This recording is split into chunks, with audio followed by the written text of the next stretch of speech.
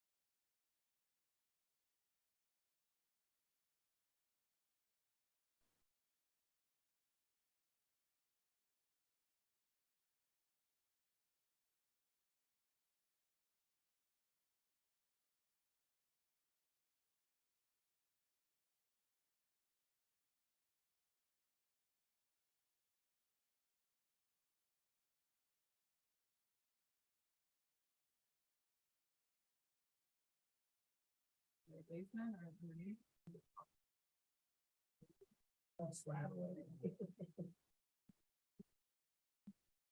right. Calling to order, May 18th Planning Commission meeting. Cheryl, could you please call a roll? Commissioner Lesmus, Here. Commissioner Stabile, Here. Commissioner Tain, Here. Commissioner Forsyth, Here. Commissioner Withrow,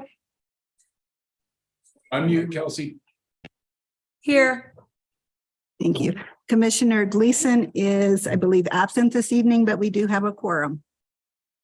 Great, thank you, Cheryl. Next on the agenda is the approval of the minutes. The previous planning commission meeting minutes have been distributed. If commissioners have any comments or corrections, please voice them now.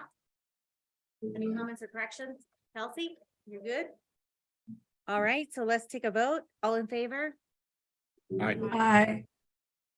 Okay, it's unanimous. Any opposed? Seeing none, moving on. Okay, now we move on to public comment. This is a meeting of the Frisco Planning Commission. Any public comments that anyone in the audience may wish to make on a subject not on this evening's agenda may be made now. Citizens making comments should say their name and address for the record, be topic specific, and limit comments to no more than 3 minutes. No action is taken on public comments. Planning Commission will take all comments under advisement, and if a response is appropriate, the individual making the comment will receive a formal response at a later date. Does anyone wish to make any comments on items not on tonight's agenda? All right, seeing none, we'll be moving on. Sorry. Also under public comment on tonight's agenda, I just want to let everybody know that item number 3, which is a sketch plan review of major site plan application for a new mixed-use affordable housing development at 101 West Main Street. That is going to be tabled. So if you're here to speak on that agenda topic,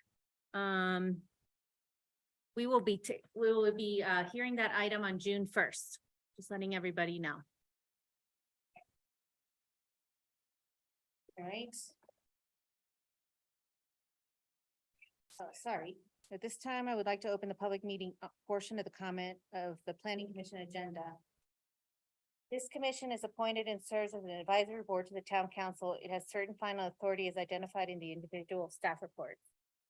For each item on the agenda this evening, a staff report will be presented. After the staff report, planning commissioners will ask questions of staff. We will then allow the applicant, if they so choose, to make a presentation. After that, the public may comment on the application. For each application of the planning commission meeting, sorry, I think we're gonna move on to the agenda, right? Yes. We did want everybody to know that if you're planning on making public comments, there is a sign-in sheet. We'd like for people to sign in if you wouldn't mind, okay? All right, moving on to the next item on the agenda is planning file number VAC-21-001. A public hearing request of a vacation of a portion of a public right-of-way consisting of 1,260 square feet of the South Sixth Avenue right-of-way within Block 34 Frisco Town what is it? Subdivision? Town site or town, yeah. Generally located adjacent to and east of 521 Pitkin Street, Lot 24, Block 34, Frisco Town Site. The applicants are Andy Richmond and Lauren Echevarria. And Susan, I believe you're presenting the staff report. Yes, thanks, Lena. So as Lena said, the project before us tonight is the South 6th Street Avenue right-of-way vacation. The applicants, Andy and Lauren Richmond, are the owners of 521 Pitkin, that's shown here on the left side of the screen. And they're requesting a vacation of the 6th Avenue right-of-way, which is kind of dead ahead in this picture. And they are also representing the owners of 601 Pitkin, which is the house here on the right. This is just an aerial view. Both properties currently contain a single-family home. Both are zoned residential low density. Here's a survey of the subject property. It shows the existing cabin on 521 Pitkin, and it shows the proposed right-of-way vacation here between the two properties. And according to county records, the existing cabin home at 521 Pitkin was built in 1936. It's located within the current RL district setbacks. And this survey unfortunately doesn't show the residents at 601 Pitkin. Chapter 142 of the Frisco Town Code outlines the town's policy on property vacations. The town council must find that an overriding public interest favors the vacation. Planning Commission's role in this process is to review the application in accordance with Chapter 180 and make a recommendation to town council. Planning Commission may continue the application for more study or forward a recommendation of approval, denial, or conditional approval on to town council. So the applicant is proposing to divide the 10,500 square foot right of way between the two properties. The plan is to allocate 7,500 square feet to 521 Pitkin and 3,000 square feet to 601 Pitkin. The applicant is supporting the overriding public interest to the town through the creation of up to 4 deed-restricted dwelling units. They would deed restrict the existing dwelling unit located at 521 Pitkin. They would create a new lot for sale in the rear portion of the existing 521 Pitkin property and place a deed restriction on it. They would build a new home in their portion of the vacated right-of-way, also deed restricted. And then the co-applicants, the owners of 601 Pitkin, would create an additional deed restricted unit in an unspecified time frame. The applicants are proposing to utilize a deed restriction that is unique to the property called a locals deed restriction. This is different than any of the town's existing deed restrictions. These units would be available to individuals who are registered voters in the town of Frisco, work 30 hours a week at a business that holds a business license or pays taxes in Summit County, and the income from that job compromises at least 75% of their total income, or a retired person who met these same requirements for 5 years. Or someone who uses these units as their principal place of residence as determined by Colorado law. Staff and town council are very conscious of the challenges of monitoring and administering unique deed restrictions and as such have tried to utilize a select number and type of deed restrictions. The Housing Helps deed restriction is similar to what is being proposed here. And the Housing Helps deed restriction would be preferable to staff to the creation of a new unique deed restriction for this property owner. As you guys probably know, Housing Helps is a little bit different than what they were proposing. So there would be some discrepancies there that we'd have to work through with the applicant. Can I just ask a question? Are these ands? Are these? Ands. They are, well, they're not, I guess they're 1, 2, and 3.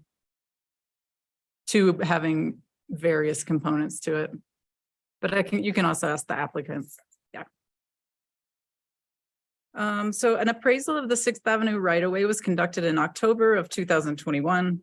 According to this appraisal, the new as proposed value for 521 Pitkin with the addition of the right-of-way property is $927,000. The new as proposed value for 601 Pitkin with the right-of-way added is $1.3 million. The vacated right-of-way's value would increase from $158,000 to $385,000 with the inclusion and the zoning for the residential low density.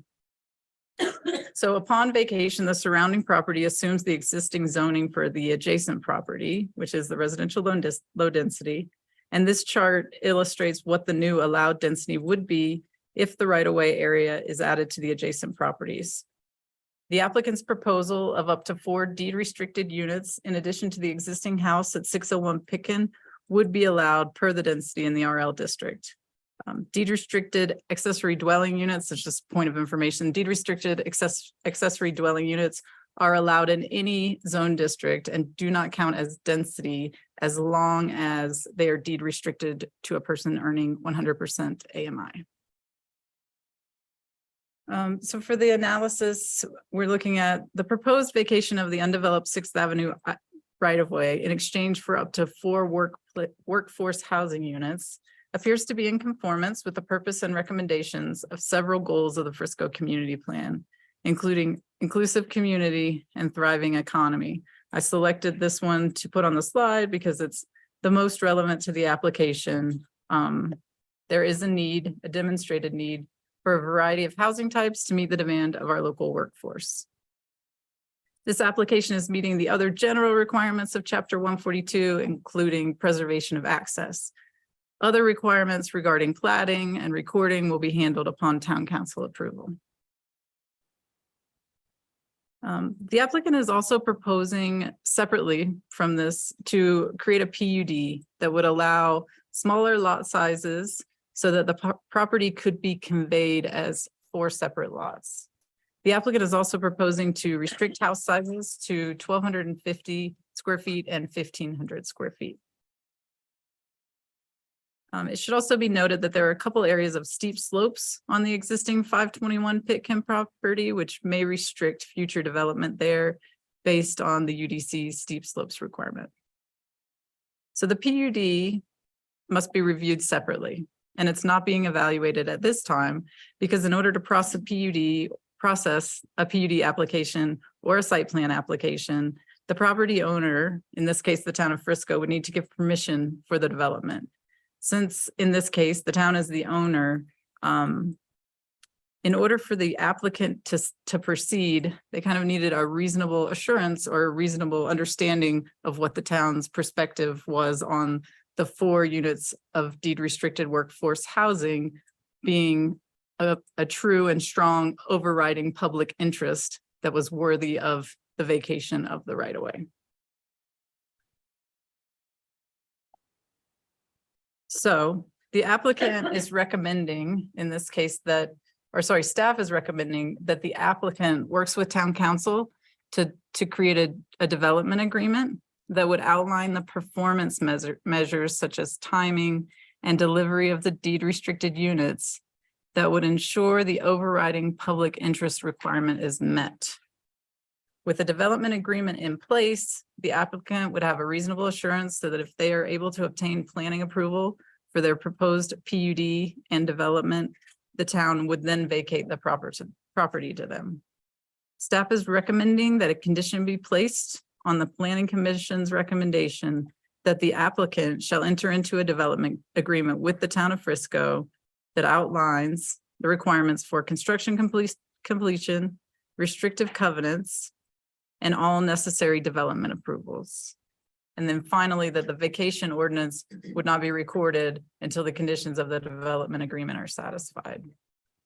So the development agreement would be negotiated between the town council and the town attorney and the applicant. It would outline these things and it would give the town reasonable assurance of the delivery of the deed restricted units. That's all for my presentation. I'm happy to answer any questions you may have. Thank you, Susan. Does anybody have any questions from Susan? Ira? Questions?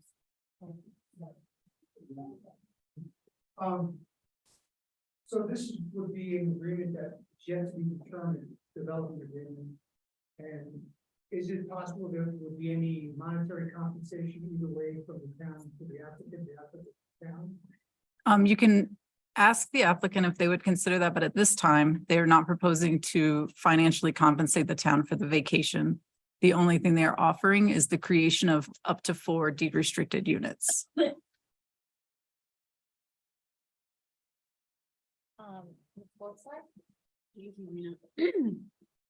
So just to be clear, we're a recommending body on this, but town council is the final body on the vacation. Correct. Okay, and we don't know who would be developing those units. They're just saying that if this net lot size is now enlarged, any additional dwelling unit that is constructed as well as the current unit would be deed restricted, with the deed restriction yet to be determined. Correct.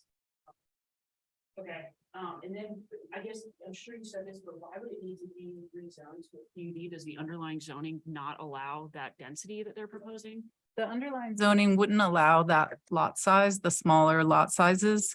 And it also, the existing cabin is in the setback. So it's kind of an existing non-conforming structure. So we would have to, the PUD would mitigate that issue as well. Gotcha. And why, I guess, is there not a traditional zone district that it could be zoned into and then a variance granted? I just. There is, there are other ways to do it. So we're kind of trying to separate how it's done with whether or not ideologically you agree that it's meeting community plan guidelines and it's meeting this overriding public interest. And then we can kind of shift into that mode of really meshing out how they are.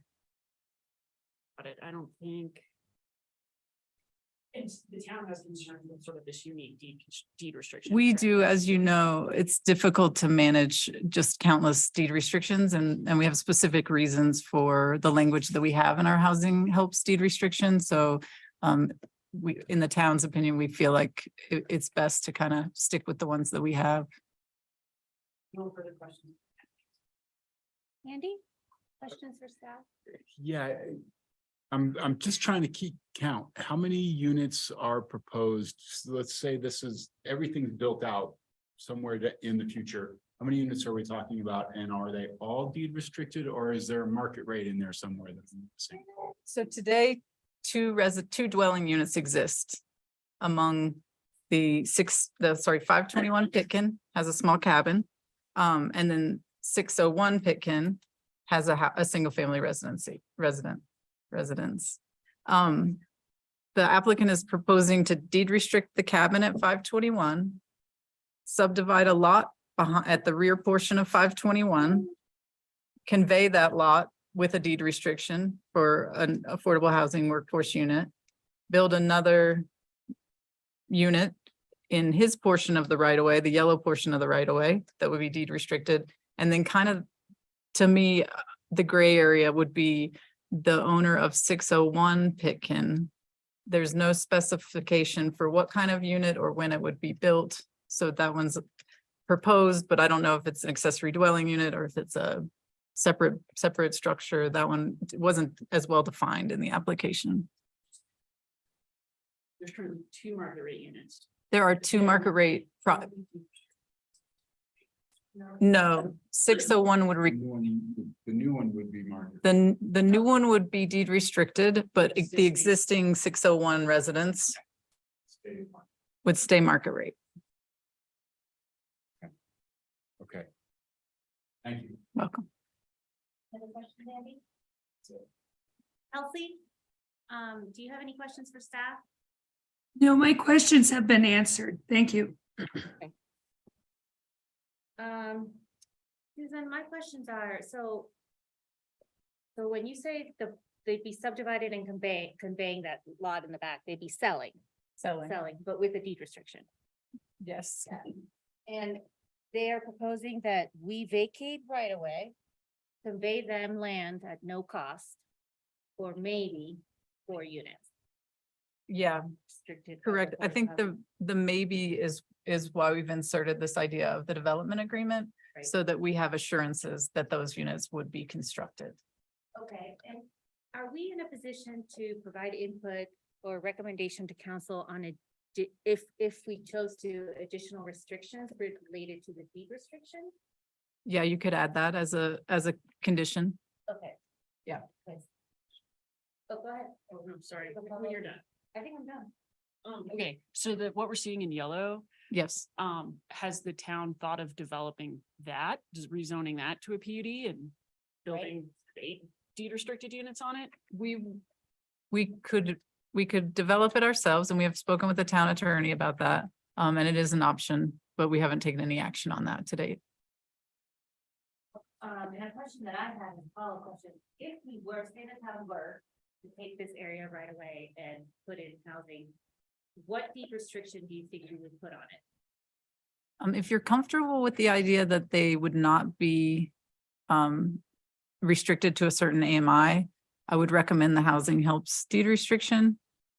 Just because we've already established it's very similar to the AMI restricted deed restriction, but it kind of opens up that one component of it. So it creates. Isn't the town want a regular standard deed restriction or whatever you call it that is You're saying the town were to develop it ourselves. We're developing it this ourselves. If the town were With the paying- Restriction. If the town were paying ourselves, we would more than likely choose an AMI restriction. Standard restriction. Okay. Yeah. Great. Those are my questions. At this point, the applicant, if you would like to step up to the podium and introduce yourself and make a presentation. Well, good evening. Thank you all for having me. My name is Andy Richmond. I'm part of the application team here, along with my wife, Lauren Richmond Echevarria. I just wanted to start off with, I know that you've all read the information, but I wanted to start with just a quick summary. As Susan pointed out, the PUD is not in front of you, but it's fairly important. We tried to move these together as one, but for the reasons Susan validly pointed out, we cannot move them together as one, but you still need to sort of understand what we were trying to do and why we're here. They do sort of work in concert. So going to the question about, isn't there another way to do this? Isn't there a code overlay that allows for this? Yes, that's where we initially started. We actually started this project back in 2020, trying to move forward with cabin housing, which almost would have worked perfectly for this. The problem with that is it didn't have exactly the right pieces in the cabin housing as written to allow local developments like we're trying to do. And what we're trying to do is give local housing a leg up. As the town has declared, that should be a priority, that should be even a state of emergency. And cabin housing just didn't quite do it. So we proposed amendments to cabin housing. We came in front of the council. Council said, well, we don't actually want to amend cabin housing. We suggest you meet with a committee to talk about how best to move forward. We did that a little over a year ago, and they recommended, well, move forward with the PUD instead, that basically mirrors what you're proposing as amendments for cabin housing. We got bogged down in some various issues that nobody is to blame for here. So what we ended up proposing with the PUD was cabin housing with the amendments to sort of incentivize, make cabin housing better for people who want to develop for locals only. And that's the thing that I really want to emphasize about this project is this is a project for local development. I was born and raised here in Frisco.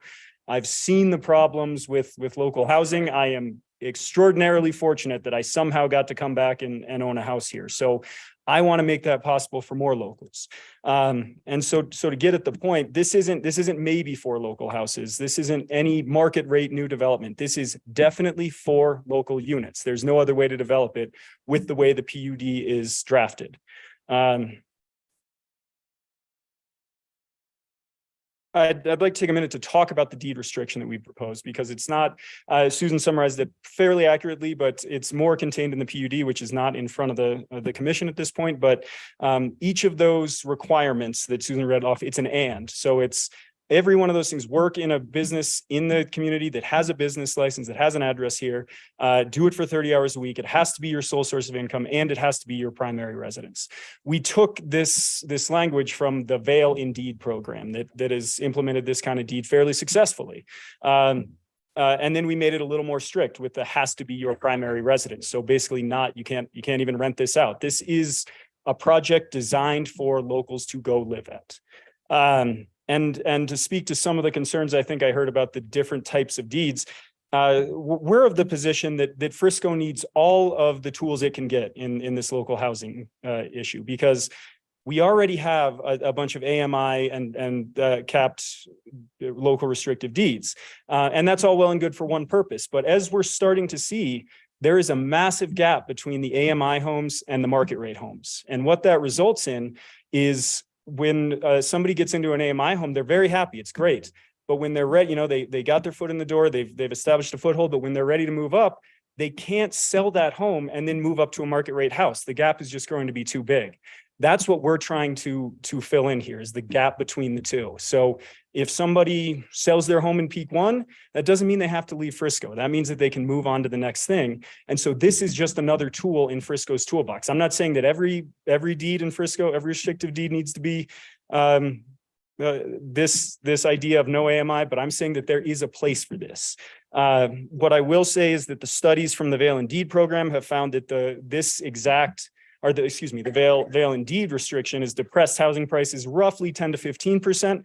I would argue that because we are proposing a smaller house size and the requirement that it be a primary residence only, it would depress the price on these units even a little bit more than that 10 to 15%. So we're getting a little bit above the AMI cap, but we're well below the market rate cap, which gives us that nice middle ground. And just on a quick aside, the reason we called it something different, the locals housing restriction, is I like to think what we currently have is the workforce housing restriction. That's the point of this. This isn't workforce. This isn't some, interchangeable, you're only here to work for us. This is for locals. This is for the community. That's why we like this designation better. It's for locals.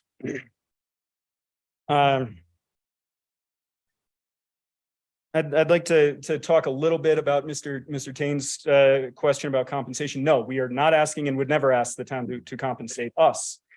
We are indeed proposing that we don't compensate the town. The idea is overriding public interest for a vacation. And traditionally what that's been looked at is just straight cash. I think with the town's declaration of a local housing emergency, providing 4 local units on a lot that, if we didn't want to do something like this, could just turn into another second home is definitely an overriding public interest. As you saw, the as is value of this right of way is $158,000. If you break that out into the 4 local units that will be provided and compare that against other projects, for example, Peak One, where the land was given away, you'll see that compares extremely favorably for the town of Frisco's bottom line. As far as Ms. Forsyth's questions about who will develop and how it will be developed, yes, what we are proposing here is that we would develop the house in the middle of the newly vacated right of way. We are talking with Jessica Ketteritz and her husband, who you might know is the owners of Range West, to build the back home there. Whichever local ends up buying the house that my wife and I are currently in can keep it as is or develop it according to the PUD as they see fit. But the idea is we want locals to be able to develop these homes as they see fit within the PUD. And that's what's very important, is the PUD in taking its lead from the cabin housing zoning envisions this as basically small houses in keeping with the south side of Frisco's character. I think the maximum house size that I proposed in this is, I can't remember now off the top of my head, it's either 1,500 or 1,750 square feet. These are small houses designed to reflect the old miner's cabin aesthetic that is already sitting on my lot. So it's not like you're just going to have a developer coming in and saying, well, I'm going to build a 3,000 square foot duplex or something like that.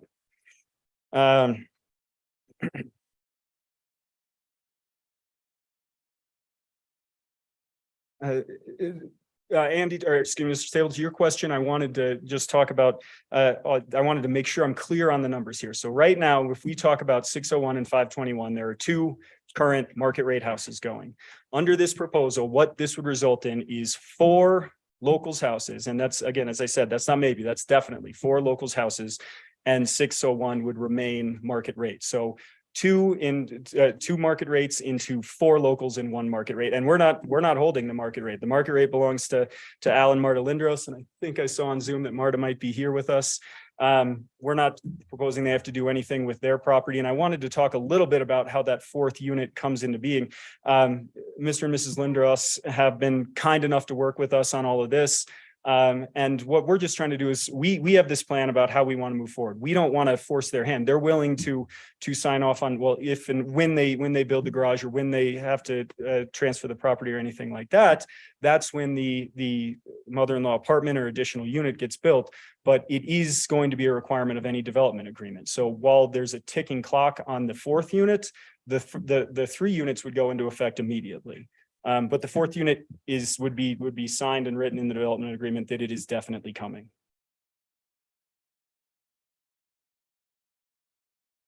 And then as far I want to just kind of circle back and touch on the idea about additional conditions on the deed. I've already kind of talked about why we want to do this without AMI, but it's important to us that this development go forward as we've written the deed. Vale has shown that this is a viable, profitable way for towns to put locals into houses and to provide a range of options. To us, AMI caps, resale caps make it so that it doesn't make sense to pursue this option. Heck, we probably wouldn't qualify under this. So we're not gonna develop property and then get kicked out due to an AMI cap. So I don't ever draw a hard line on anything, but a condition of AMIs would be something that would be very difficult for us to look at. Again, we are trying to make this project go forward, not because it's going to make my wife and I a bunch of money. This is my opportunity as someone who grew up here and has spent a lot of his time complaining about the local housing problem to put my money where my mouth is. I got into a house and a lot that allows me to try and do something new for the town. To show that local housing can be built, that small local housing can be built and can be beneficial to the town.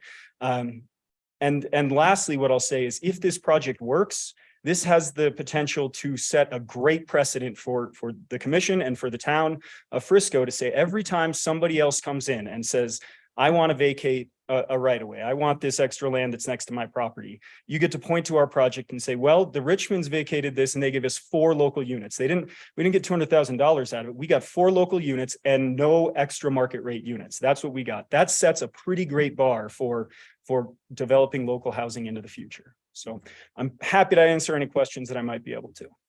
Thank you. Commissioners, are there any questions for the applicant? Tyra, you want to go first? Ira. Sorry. Thank you for coming. I appreciate the creative approach to issue that we're all talking about. Does the PUD talk to, I didn't really get it all. Does it talk to the size of the house, whether it wants to be renovated or the new ones to be constructed? Does it talk about how big they can or must be?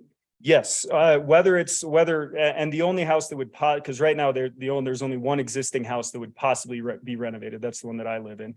The housing restriction on this applies to all of them, whether they're new or whether they're renovated. And I thank you for the opportunity to address this and clarify. And there's only one house in this entire unit that could be 1,500 square feet. And the others actually even have to, I think, are 1,750 square feet. The others have to be even smaller. So we're talking about one at, I think, 1,750 square feet and 2 others at 1,500. And that's regardless of whether they're new or the current house that I'm in is 960 square feet. So there's. That would be the end limit. In other words, if it started, they couldn't expand it later. Correct. That is the PUD makes no allowances for expansion later on. It is a hard and fast rule. Is there a minimum? Sorry, just on the same topic. Is there a minimum home size or are you just saying? We're just saying a maximum. If someone wants to keep that 960 square foot house we have on there, we've made it work. We're not going to stop them. Also, if you wanted to build a 500 square foot. Yes. If they wanted to go that direction, they could do so.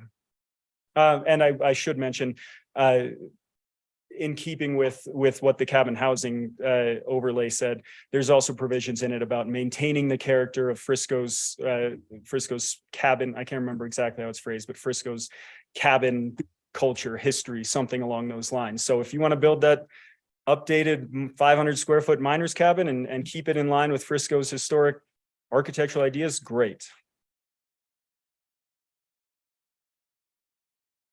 Jessica, you want to continue your questions?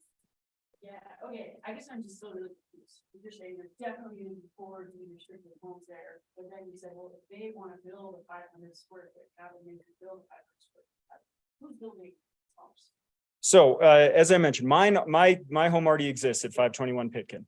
That we're living in it, it can stay or go. Whoever, if this project were to go through, we would sell that unit. My wife and I would start construction on a cabin housing in the right of way. So we would do that one.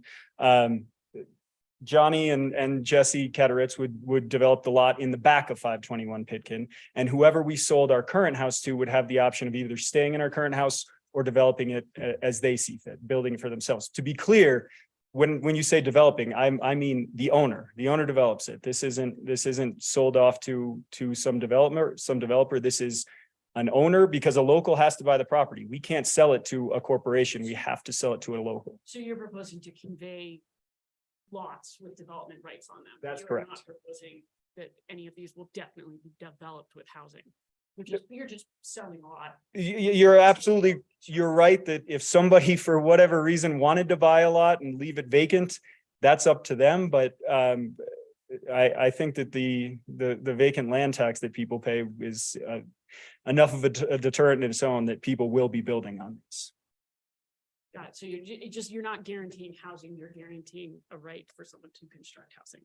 Absolutely. And to be, I just don't, well, I mean, Jesse and Johnny are here. They can tell you that they're ready to build. We have a line of 5 or 6 people ready to live in our house, and we are guaranteeing that we're going to build in the right of way. So, I mean, no, but for all intents and purposes, we are guaranteeing that we are building. Where did the Frisco registered voter thing come in? Because Frisco is maybe one of the more expensive places to live in Summit County. It seems, sort of like you're just choosing people that already live in Frisco that can now buy these versus somebody that's maybe bought a market rate unit in Wilderness and it's like, wow, this is a great opportunity. I'd love to buy this and maybe develop a house on it. Yeah. They're not allowed to do it because they're not Frisco registered voter. No, so we took that from the current idea of Frisco's deed restrictions, which give preference to, which allow for a broader owner from the county, but also gives preference to Frisco first, or the 10-mile basin first. The problem is there is no registered voter of the 10-mile basin. We chose that because it's one of the easier ways to check someone's actual registration status. Right, but then it would exclude that example that I just offered, correct? Well, let me have a look at that, but I believe it gives precedence to Frisco first, and then moves to throughout the county. Okay, I didn't Yeah. see it that way. Let me double check how that works, but the idea behind the PUD was preference to Frisco first, and then if we can't find somebody in Frisco outside of Frisco, but inside the county is what's next. Okay, so no minimum sizes, conveying the properties, and then I guess we get clarification on if that person already has to live in Frisco to be able to purchase the property. And then it seems that you're a real big fan of the Vale and Deed program, which has no AMI caps. And it's your own home. If you want to put a housing health deed restriction on it, I kind of understand the logic of not having the AMI cap on that. But the town would literally be giving you their property and you're still saying no AMI caps on the area that the town is literally giving you to not even develop housing, but to just subdivide. Yeah, that's correct. And that's because as you aptly put it, we're volunteering to do this to our own property. And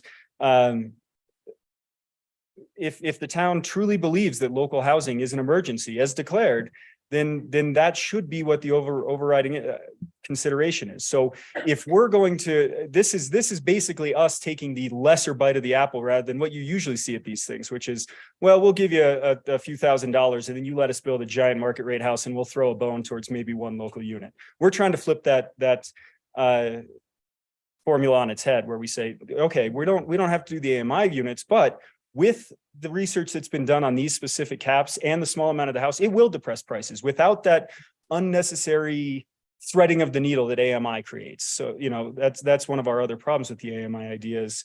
And we can speak to this personally from when we were starting to try to buy houses. It is incredibly difficult to thread this needle of, well, you can be 120% of median income, and that's the max you can have to buy this, but you also have you have to earn enough to put down a down payment, which is, boy, that's a tough needle to thread. And it ends up resulting in buyers that maybe the town's not considering, where they have another source of income that doesn't truly count, but that's what their down payment comes from or something like that. And one last thing that thank you, Ms. Forsyth, that I wanted to address and I didn't get around to, and this kind of brings it up to me, is the town's giving their property for this. We've talked with Susan about this, and I have to advise the commission that, and I'm an attorney, if anybody was unaware, the town's attorney's interpretation of state law is frankly incorrect. The town cannot develop this. This would be, if the town tried to develop this for their own means, this would be the first time ever in Colorado history that a town has taken the position it can do it. The town would have to go likely to the state Supreme Court to assert this right. The general right, as it's written in Colorado right now, is that if the town wants to vacate a right of way that's used for transportation only, it must offer it to the adjacent landowners first. It cannot take it and redevelop it itself. So the idea that the town can develop it, not without going to the Supreme Court first. So this isn't just the town's giving away their land that could be used for what they want to do with an AMI cap. That's not exactly an accurate statement of the law. Thank you. No additional questions. Andy, questions for the applicant? No questions. Kelsey, any questions? No questions, just comments. Okay, great. So because we haven't brought it up, and my question is, would there be short-term rentals allowed? Absolutely not. Where? That is that's in the development code, or excuse me, in the PUD. And what about long-term rentals? No, that's the primary residence restriction, and that's why this is a little more stringent than the Vale and Deed program. So the owner has to live there. Correct. Maybe there's some special exception or something, but. I haven't written a special exception. I'm the way we're looking at this is where we live. This is where we want to continue to live. I don't want to live next to a short-term rental. I don't want to live next to a revolving door. We want to have neighbors that live there and want to live there with us. Okay. So why didn't you just get the whole right away for yourself and build that fourth home? Why is there a need to split this with a neighbor that maybe will or will not build a fourth home? Under that Colorado law that I'm referring to, where any sort of vacation of the right of way has to go to the adjacent landowners, that means both of them. So I'm required by Colorado law to involve the Lindrusses, but they also have been fantastic stewards of the neighborhood around Frisco there, and they're interested in continuing to help the local character of our community. So I want to involve them. It's just trying to work as a good neighbor. And finally, the last reason is, we're not wealthy developers. We're not capable of developing any unit besides what the one we can live in is. And we're scraping the barrel to make sure that we can do that. So I don't have any interest in being a developer, and I leave that to the people who get these lots. And is the other applicant online? If they want to say anything? They were there, they're not here anymore. Okay. These are my questions. Oh, go ahead. So, just going back, let's say this gets approved, houses are built per se, they're occupied. What's the mechanism? Let's say one of the owners that's qualified to be there, it's rich, and buys another house and wants to rent it. What's the mechanism for continual enforcement of the code? So under the PUD, the way the PUD is written, all of the 3/4 unit owners, depending on if the Lindros addition joins our PUD or not, they have the option of building the mother-in-law or building another house that would join into the PUD. So it's 3 or 4. All PUD owners sign on to the PUD. So all 4 of us have the right to enforce against each other. So any of the neighbors would. Just in case you're concerned that, there's some sweetheart deals going on between the 4 neighbors, the town also signs off, and there's a provision in there saying the town has the right to enforce the covenants under the PUD. Great. Any questions of the commissioners? So thank you for your presentation. I think we're going to turn it over to public comment. Thank you all for your time. So public comment period. If anybody would like to come up and speak at the podium or raise your hand on the screen at Zoom, please come up and introduce yourself, tell us where you live, and give us your comments.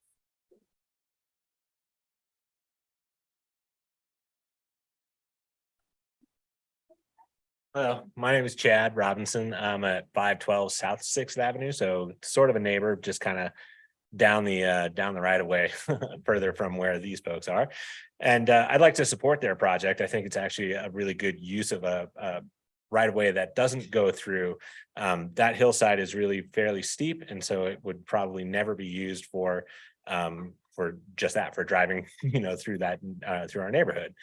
And I do like their idea of restricting it to a locals only, non-AMI capped, specifically because as a financial planner, I see often folks who aren't able to climb that ladder, people that are capping the wrong side of their investment, on the upside, not the downside. And so I think it's a really useful tool to have smaller housing. Also living in an 1,100 square foot miner's cabin myself, that we were able to afford because it's small and in town and all those sort of same things. It really provides that next step for folks who are, moving up that housing ladder. And I think it's a spot that's missed in our housing stock in the county, where it's not necessarily just a little tiny condo in Mountainside or a deed restricted out in Peak One or a mega mansion out in the reserve. It gives us something that's in between, kind of a stepping stone up that chain. And I think it's a great spot to do that with. And I appreciate their efforts in making that happen. So thank you very much for your time.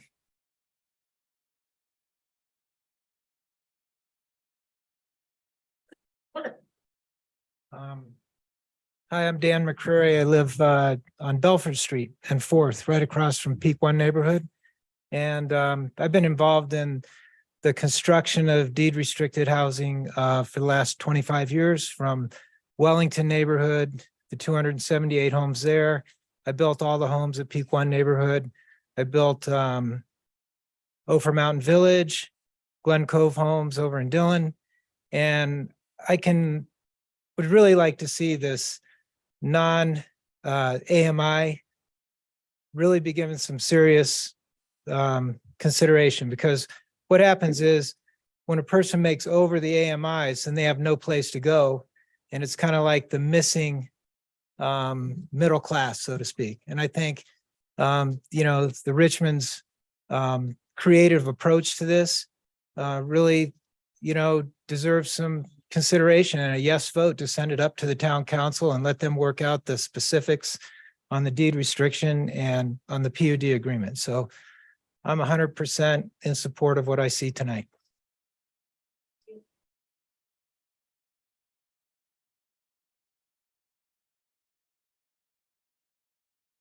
My name is Doug Bear. I live at 1111 Rainbow in Silverthorne, so I'm not in Frisco.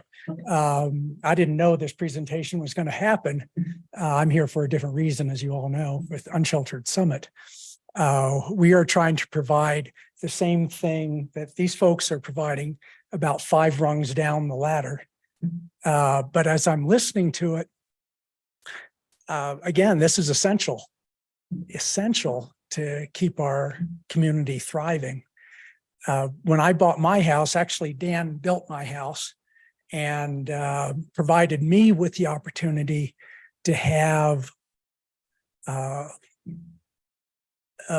dwelling that I could afford. I just barely had to borrow the last $500 from my parents back in '93. But I got in, and it's made all the difference in the world, all the difference. And so these folks are trying to provide the same thing for other people that simply would not be possible in our economy and in our recreation environment, shall we say. So, thank you.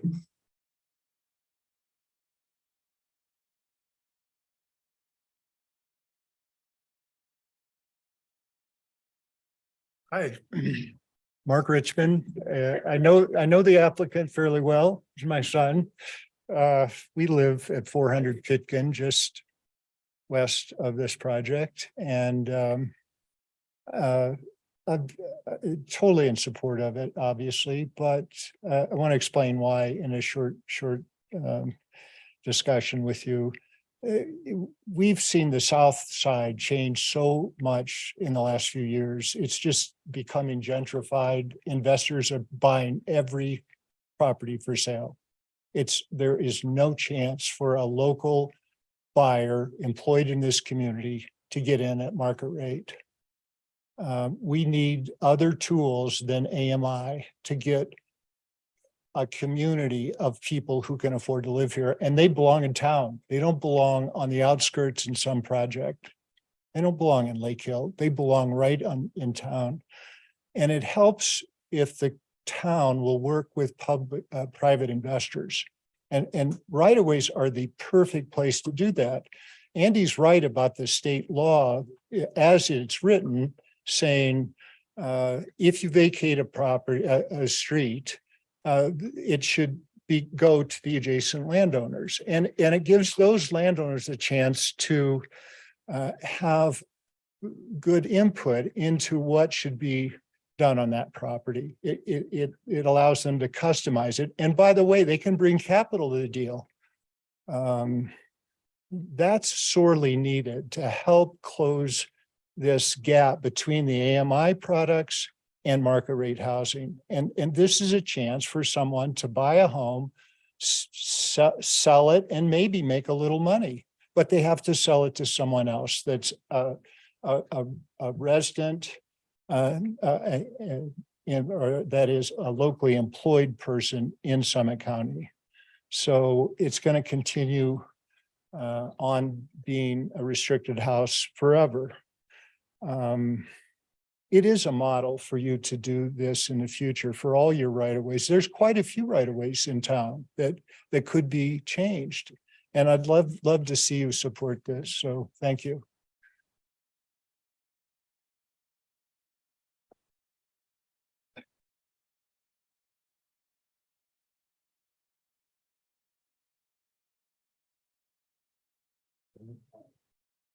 My glasses.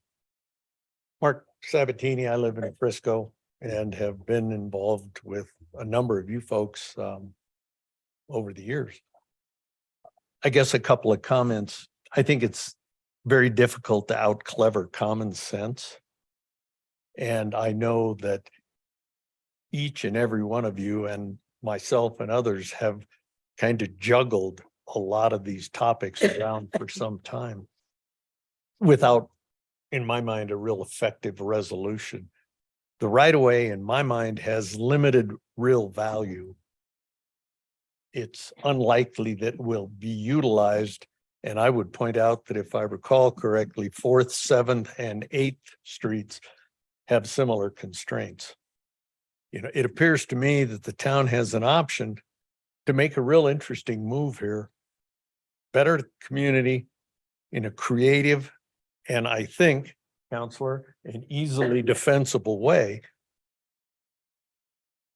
to address, in my opinion, the thorniest challenge we face.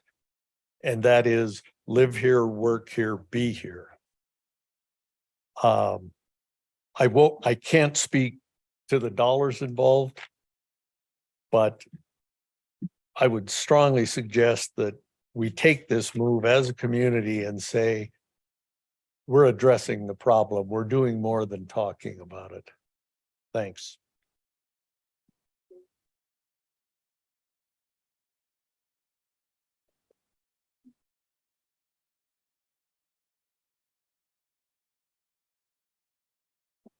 Hi, I'm Jessica Ketteritz. As the applicant mentioned, my husband and I would be working with them potentially to purchase one of the lots in the back there. And I guess I would just want to speak to the fact that there really is a missing gap between, the AMI and market, and myself and Andy and a lot of people our age who are young working professionals who have good jobs, who, are doing right by the community. We're business owners. We're here trying to make the community a better place. And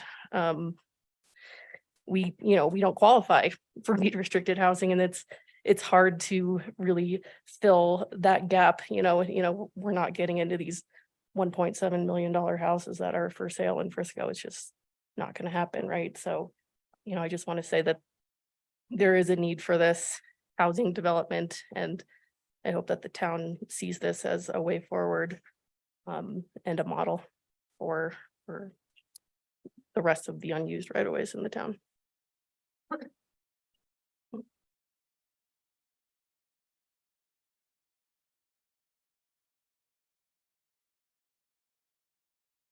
Or anybody else who would like to give public comment? Okay.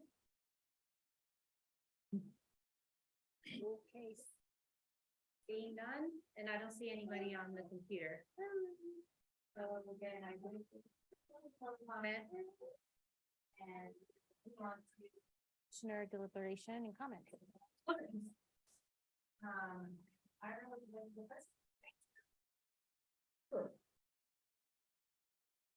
do think it's an interesting concept. I mean, I've had a certain disposition before and somewhat changed. I do think that market rate, a 1,700 square foot house new in Frisco is over. And I think it's still really very poor. So I'm not really convinced that it's going to depress the price. Ira, can you lean into your microphone? Oh, yeah, I've been on your side. I know you're not here. Can you hear me now? Better? Yes, I can hear you now. Okay, so what I was saying, that I like the fact that the size of the house is limited. But I also think that even at that limitation, the value in Frisco still could be substantial. But I find it creative and a little bit more appealing than some of the other projects that have come across the plate here. I defer. Okay, great, thank you. Yeah, I think it's a very creative idea. I think you've done a lot of thinking and come up with a really interesting solution. I do think there's absolutely a place in Frisco for housing above current AMI. And Susan, I guess this might be a question for you. What is the current AMI cap in Frisco? Because my understanding is we have a lot of 100% AMI housing. Maybe we have 120, but we haven't really delved into that 130 to 160. And I agree, we're absolutely in need of something higher than, I don't think we have much in that higher range, but please correct me if I'm wrong. I don't know the exact numbers, but I can offer that the last vacation we did was for a townhome development, and that was the deed restriction. That was the exchange. It was a deed restriction of 160% AMI. Okay, And that so was- we have precedent of 160. Yeah, and that's kind of where I'm having a little bit of trouble. Like, I personally am not a fan of the Vale and Deed program, and I know that you've used that as an example. And the reason I'm not a fan of the Vale and Deed program is talking to planners in Vale. They say that because prices go so high there, they see a lot of abuse of that program. They see people that are remote workers that are able to qualify, and people that have a lot of money that are really able to qualify in through that program. So, again, I don't have a problem with, you increasing the density on the lot you own and there being some type of increased density, and maybe the housing helps deed restriction, but to then go completely no AMI cap on that other portion gives me a little bit of pause. I do think there could be some type of middle ground in terms of what you presented and maybe what we finally get to. Maybe one of those units is deeded to the town of Frisco. For workforce housing, maybe those units that are those additional units, kind of where that right of way is, have a maximum AMI of 160%. Something of that sort. I do think what you've proposed is great. I absolutely agree. We need more of this. I appreciate the ingenuity and passion that you've brought to this. I think it's a great, offer and first step, but I do think there's some more that could be, negotiated through this. Yeah, I mean, I agree with a lot of what's been said already. I walked by the site today and, tried to think of what else could be there. Looked at the, obviously it's not a road. Once you stand there, you realize that there's never going to be a road there. Would the town want to park there? Would the town want a bike path that goes through connecting? And what I came up with was really what we want there is locals housing. That makes the most sense. It's a great neighborhood for it, great spot for it. If the town is going to find value in that lot, I think that's where it's going to find it. I like the deed restricted cap that you're proposing. I do think that makes some sense. Personally, as someone who lives in Pequot neighborhood and has looked at those same numbers you're talking about, I understand what you're talking about. I think there is a place for that, and this could be a good spot for it. The one thing, though, that I keep coming back to, our code says, as stewards of public property, the town has taken a conservative interpretation of overriding public interest and should continue to be conservative in their vacation of public right-of-ways, including the subject property. So if I'm looking at a conservative interpretation of an overriding public interest, I don't know that we've gotten there yet. I think this is a great start. One thing that I kind of heard, and And it was something that you had said earlier, Susan, is maybe if there were a couple of 100% deed restrict, 100% AMI ADUs attached to a couple of these buildings, that might balance things out a little bit. You have the ability, you have the density to attach ADUs to any of these. We could get 4 ADUs on this site. You could have the deed restriction you're talking about for the main house, and then a fully restricted by the town's code ADU. And I think that would get closer to what we would consider an overriding public interest. I mean, overriding to me, that says we just can't say no. To me, we're not really hitting the highest and best use of this lot with what you're proposing right now. If we're going to see overriding public interest, we need to get maybe a couple more people on there and see if we could figure out how to really, I know everybody wants yards over there and all that, but again, I keep coming back to conservative interpretation of overriding public interest. And I don't think we're there yet. The other thing I'll speak to is I was part, I think, of the project you were talking about where we traded a right, we gave the town a deed restricted unit in exchange for a sliver of the Second Avenue right away on a project. But we gave the deed restricted unit and purchased at fair market value that sliver of land. So we did both. And I think we did kind of set a precedent at that point. We paid for it and gave deed restricted units. So again, I keep coming back to, we're not there yet with an overriding public interest in my mind. I think it's a great project. I really want to see something happen here. I want to see a little bit more for the town out of giving up this property. A couple ADUs in there might be nice, maybe some cash somewhere in there. I just don't think we're quite there yet to overriding public interest. But I do, it's incredibly creative. I really hope that we can find that spot where this makes sense to the council and it makes sense to the town, because it's the perfect project for that spot. We just want to make sure we're getting the most value we can out of that. That's all I've got. I'd have to comment that, you know, I agree that this is very, very creative. It sounds like it's, you know, longtime locals getting the opportunity to live in Frisco, where they call home and they grew up. And I think that's phenomenal.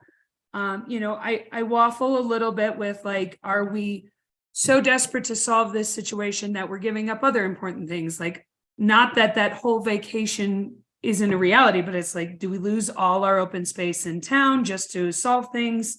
I don't think this is the appropriate place for open space. And I think we can, you know, get this to a middle ground product that people can move forward, because you can't buy into this market. It is very expensive. I do it every day, and it's very, very hard for locals. So I would like to see this vacation happen. But I personally would need a little more security that these are going to get built. You know, the unknown fourth unit to me falls into what Andy was talking about, that are we getting, you know, this overriding public interest fulfilled? You know, so I'd want more assurances that these are going to be built in a timely manner, and that there would be 4 or more.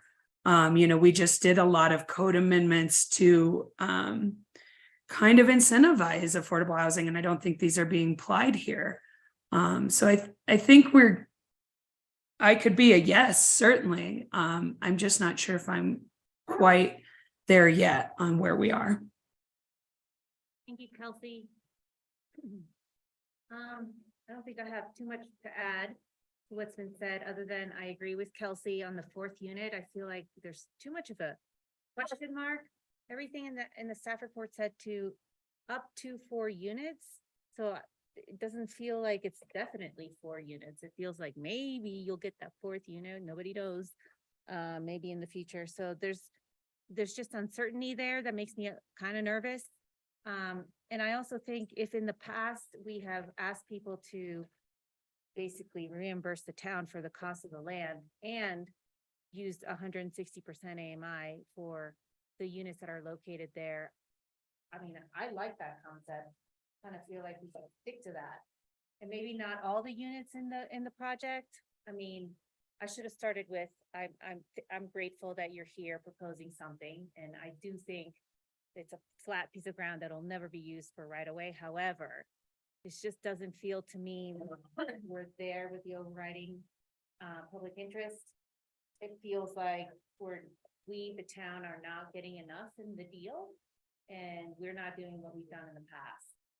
So I would prefer to see at least some of the units be somehow capped. If it's 160% AMI, that's fine. I get it that there's a gap that we should try to fill. If there's some other restrictions, but not knowing what those are, it feels a little we're just not there yet. I don't know. And I don't know if we'd want to table this to another meeting. to We're try just to making get a at- recommendation to the council, right? So So we. yeah, can- you have four choices. You can continue it for more information if you wanted to do that. But the purpose or the idea behind conditioning your approval on a development agreement is that you would kind of pass it to council to work through the negotiation of what type of restriction would be in place, what kind of security does the town get that the units would actually be built. You can place a recommendation that you would want to see some portion of the units be AMI restricted. You can condition it however you want, but that was the idea behind the development agreement. So to go back, I guess, sorry, you have choices. You can continue it for 30 days. You can approve it. You can approve it with those conditions, or you can just recommend denial. Either way, it goes on to town council. Except for if you continue it, then it comes back here in 30 days.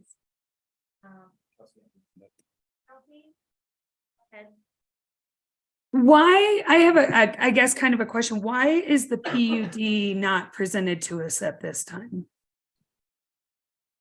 The PUD isn't being presented with the application because it's a separate development application. They would need ownership permission to process an application on property they don't own. So they need some guarantee from the town. The PUD is a longer process. It's going to take a visit to planning commission. It's a rezoning. So it's going to take a couple of visits to planning commission and then at least 2 visits to town council. So before they embark on that longer, more expensive process, they need some reasonable assurances that the town is at least going to entertain the idea of vacating the property. So when they, once they start developing and these are built, that development agreement would go away and we would solely be relying on the PUD. Is that a correct statement? That would be up to the development agreement to determine. And then also with the development agreement, we can't guarantee that they will get approval from planning commission on their PUD or on any development application. So it's kind of like we have to separate the hats that people wear, if you will. So the planning commission would review the site plan application or development application. You would review any variance application for the existing house, for example. And then you would review the PUD, you would review a PUD site plan. So the development agreement, the reasoning behind it is it would separate any kind of development approvals from being part of the vacation, if that makes sense. Thank you for that clarity. That's all I have. There would be a deed restriction that also governs the property.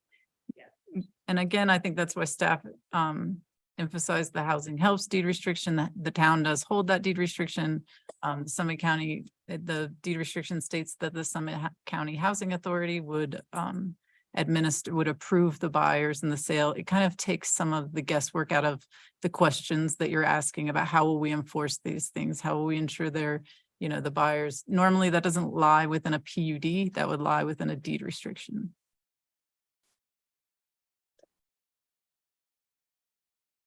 With the ADU, can it be separately deeded and sold, or is it always tied to the major house?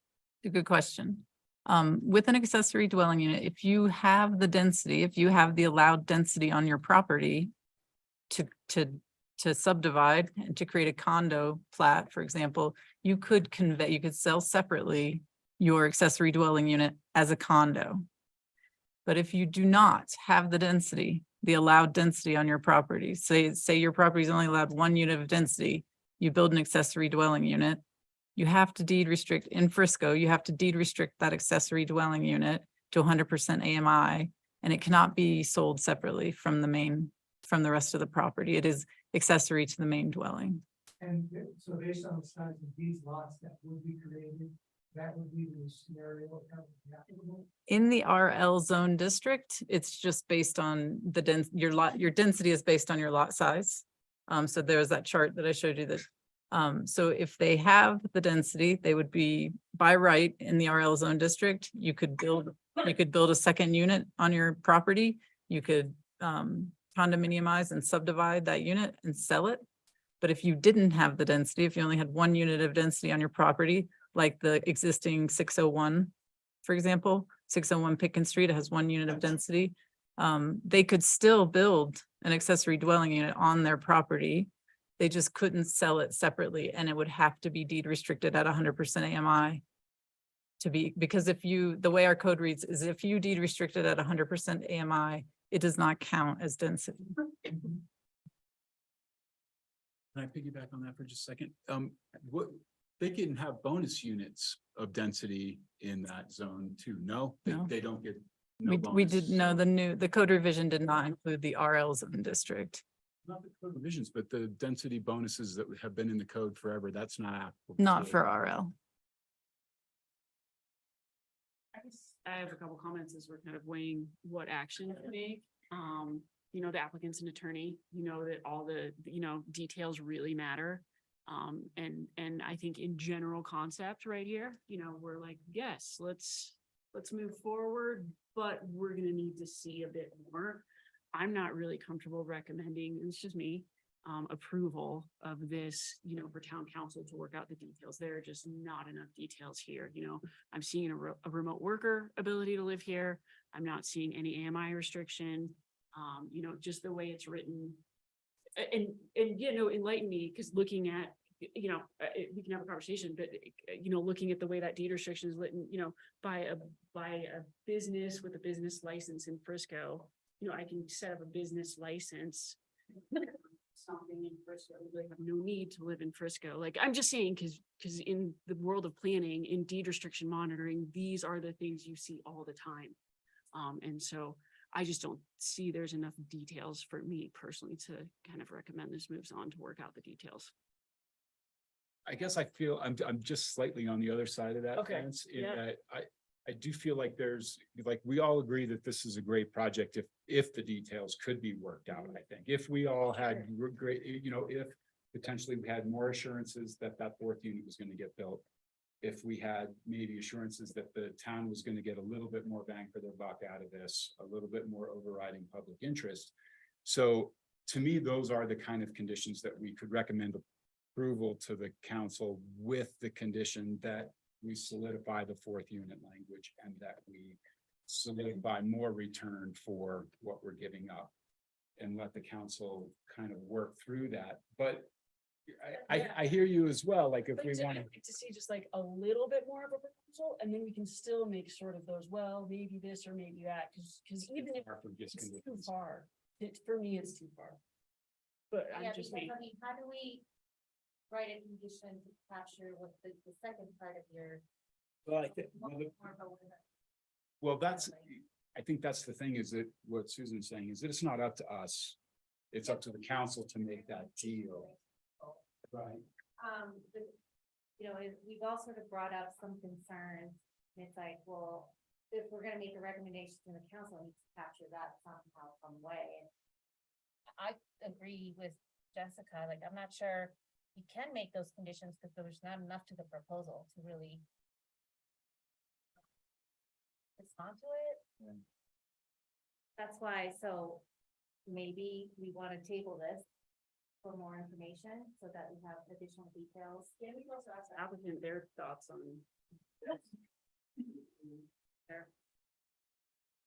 So, thank you for the time to at least put my input in. My initial thought is, Ms. Forsyth, to your comment, sure. I could, if you want me to sit and find ways around the housing helps deed restriction, I can do that. It's easy to find those. None are 100% perfect. Mr. Stables, to your concerns about that you need more, is the town getting enough? Think are we getting enough as well? This isn't a one-way street, and the purpose of planning is to find ways to make this work, not to find ways to not make this work. And, you know, as my wife's fond of saying, well, why are we going through this fight that's now 3 years old? We could just sell this and make a couple $1 million and go away, and then we'll have another, you know, second home in Frisco. So asking us for more, that I don't want to draw a bright line, but we've proposed almost the max of what we want to do. And as far as what the town should feel like they want to get more, you know, are they getting enough out of this? Another thing we bring up, and this is not to threaten or to blackmail or anything like that, but frankly, if this doesn't go through, we're just going to build our driveway up this. So then that's it. There's one local house maybe that's not restricted on anything instead of 4. And as for timing, the reason that I'm up here is I want this to move forward.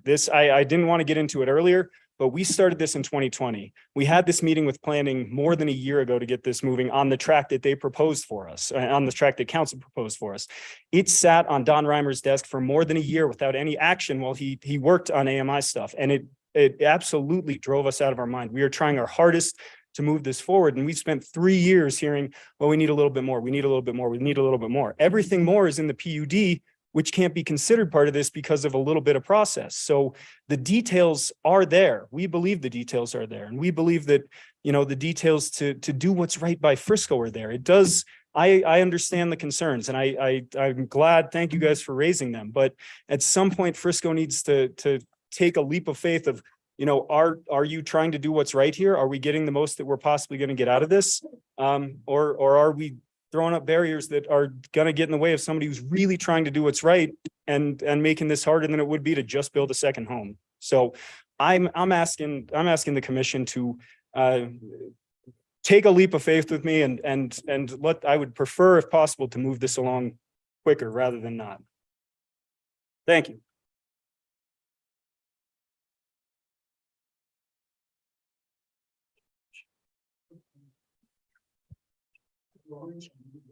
I was talking about, where I'm kind of on the fence where I think that we could maybe recommend approval with some conditions that council negotiate a better deal versus the other side of the fence, maybe where we table it and we want to see more. Where are you, maybe just kind of from a straw poll standpoint? From a straw poll, I would like to come to a resolution in our part tonight rather than us tabling it for again. I really like your idea of seek their possibility for maybe 2 ADUs on that property. And that to me would get me over the fence of, you know, where things were at, because I mean, there was a money chart based on 21 appraisal. I think the money chart, quite frankly, is a little bit out of date right now, because I think we're beyond that. So I'm not looking to take money out of their pocket, but I was looking to get a little bit more, which was your language. And so I kind of like that. And if there was any way to create an ADU for local, that would put me 100% over the fence and let them move on. And I think that would give our sense of direction to council.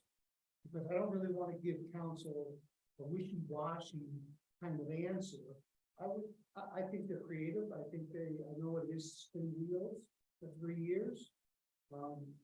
So that little bit more would put me 100% into this. Okay. Just kind of having the conversation. Kelsey, a chance. Kelsey, I don't know if you want to weigh in or. You know, I think we do have to give some nod to that.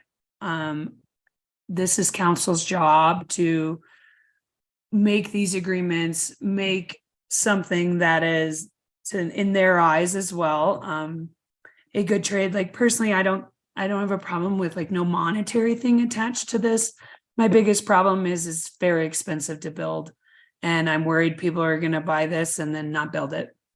And it's individuals being developers versus, you know, someone like Dan McCreary that's got 30 years of experience doing this and knows the performance. So my biggest concern is how do we get these built? How do we do this? But I don't know that we solved that tonight. Thanks, Kelsey. Yeah, I was just gonna add to, and it kind of is exactly Kelsey's point. So even if we allow the opportunity for an ADU at 100% AMI, there's no guarantee that ADU would be built. You know, all the time you see, okay, this lot is reserved for deed restricted units, and then those deed restricted units never get built.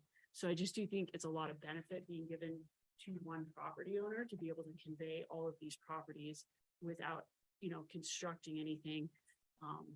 And so I do think, you know, we've all expressed here that we want to make this work. I guess I was a little bit surprised by the resistance to come back and say, hey, yeah, here's a little bit more of what I could offer to meet in the middle. It was just like, no, I don't want to do that. So I thought it was kind of a reasonable request from council to say, show us a little bit more.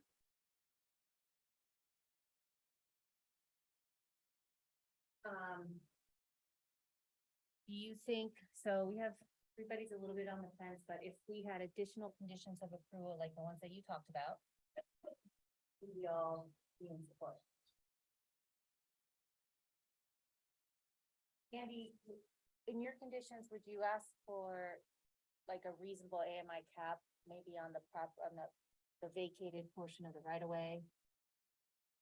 Maybe there's two different deed restrictions associated with this project. I don't know, again, I see the deed restriction that they're proposing being something that's missing, and I get that there's ways to get around it. But I like it. I think that it helps. I think it fills a niche, but I just feel like we're not getting enough out of that lot. So that, to me, I think, you know, the ADUs, if there was somehow that the council could negotiate that fourth unit would get built, would that alleviate your concerns? How would it alleviate one? Me, we're vacating right away. Like, I get what you're saying about the deed restriction being valuable, but not when they're also asking us to vacate right away, just convey it to them. Then to now I feel like we need to get some AMI cap, and it can be high. It can be as high as 160 something, but more than nothing.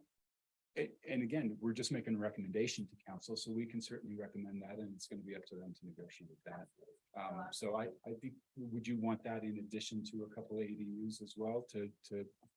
It's just the ability to build an ADU. And the ability to build an ADU can just get written into the PUD, and Doesn't that already that's fine, and exist? We can fight that fight later. There's one, I'm trying to listen and modify the recommended condition that's in your staff report. I like your condition about the development agreement and the two that you had in there. I would like to add. You want to, more sure, and can I just tell you what I'm hearing? I'm hearing you want a guarantee of construction completion of the fourth unit. Well, of all units, including the fourth unit. of all units. How would a guarantee of construction completion work? I mean, what is that? Or else what? Or else, yeah, or else. Or else In condition, you could hinge the conveyance of the property on certificate of occupancy and recording the deed restriction. You know, prior to, If the unit's not built, there's no CO to. if the unit's not built, there's no CO. Yeah. And so I feel like the guarantee of construction completion would be a key component of the development agreement. if we don't convey the property, they build on it. So if they build 3 or 4 units, then we would need to convey the property. Yeah, and so the development agreement could say half of the units or substantial completion or, you know, any of those things. Yeah, and again, that's kind of why we would leave the details up to the town attorney and the applicant to negotiate. I suppose, I mean, if we're deed restricting that new lot, somebody's going to build on it eventually. You know, so we are going to get that unit. It may not happen in a year or two, but it's not going to sit vacant. The fourth unit, it's going to get built. That's associated with a neighbor to the east, Right, which may or may not ever build an addition or. right, but it's vacant property in town of Frisco. Don't you think it's going to get built on eventually? And then when it does, it's a deed restricted property in perpetuity. So, you know, putting a time frame on it, saying it must get built in this many years or whatever, again, that's almost unenforceable. But then also, we know that if anything ever did get built, it would be deed restricted. It would have to be.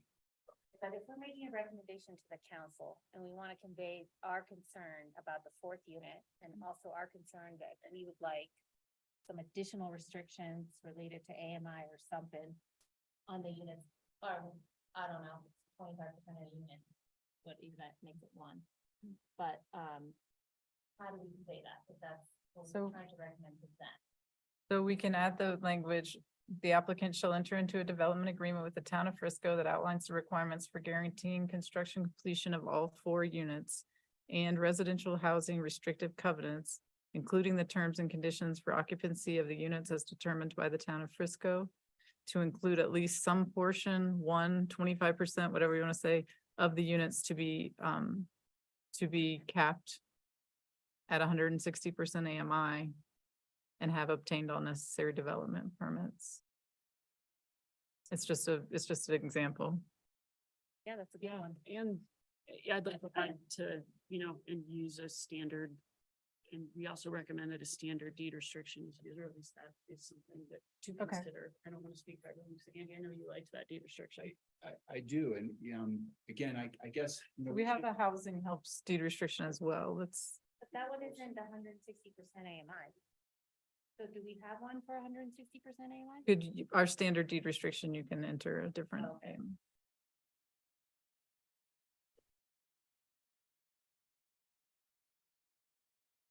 Or maybe we don't, we just communicate the fact that we would like some portion of the units to be AMI capped, and that's it. We could allow them to be ADUs then too, right? Could we say that that portion could be ADUs at least, so that then we at least know that certain person, you want it to be in the variance. Pretty small property to have like main houses and.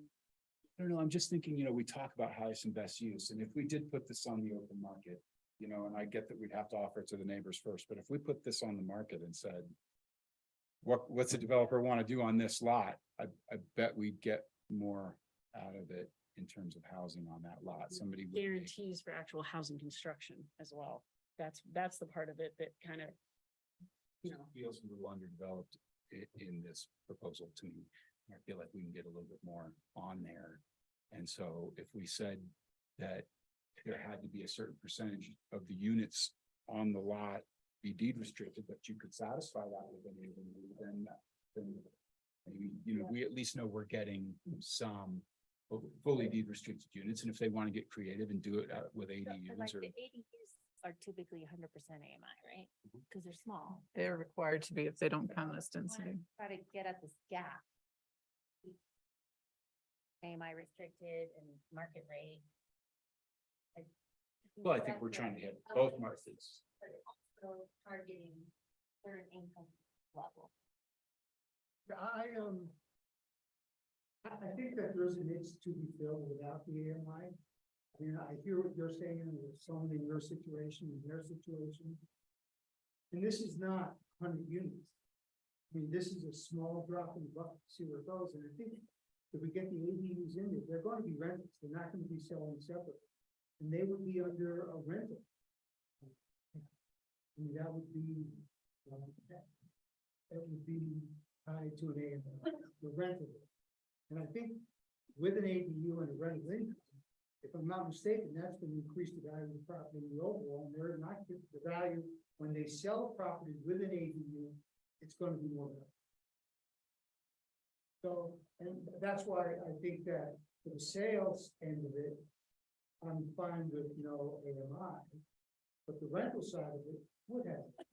Just people.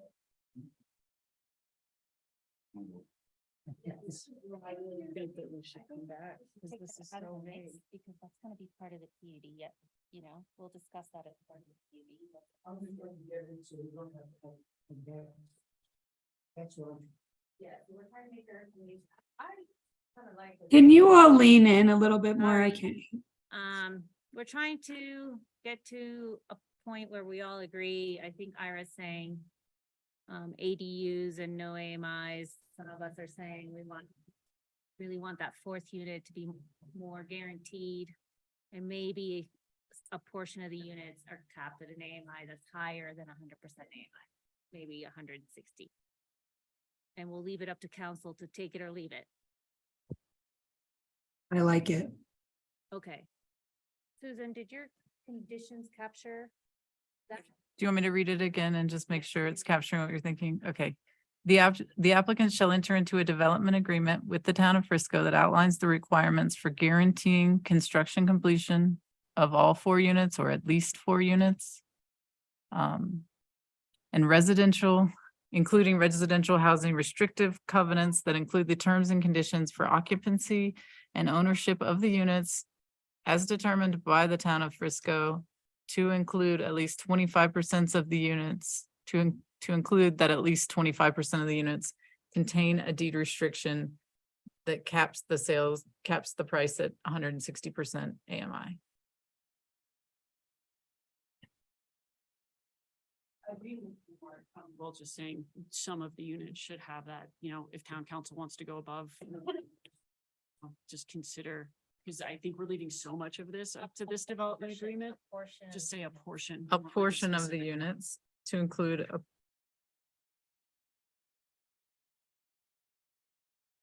portion of the units contain a deed restriction that caps the sale price at 160% AMI.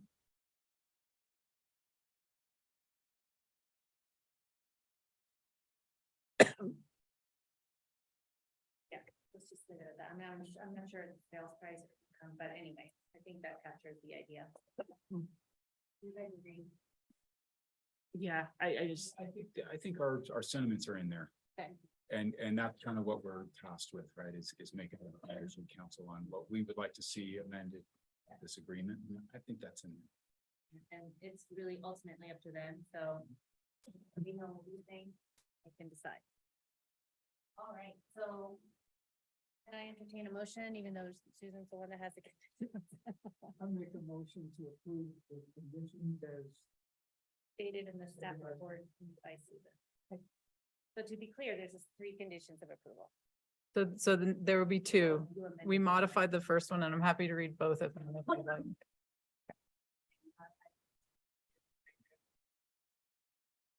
and you'll give them our minutes or like. This, yeah. Yeah. And it will go to town council. So this is going to council as an ordinance next week? It would not go as an ordinance at this time because of this development agreement condition. Great. So we have a motion on the floor. Can I have a second? Carol, will you call the roll for the vote? Commissioner Lesmes, Yes. Commissioner Stabile, Yes. Commissioner Tain, yes. Commissioner Forsyth, Yes. Commissioner Withrow, Yes.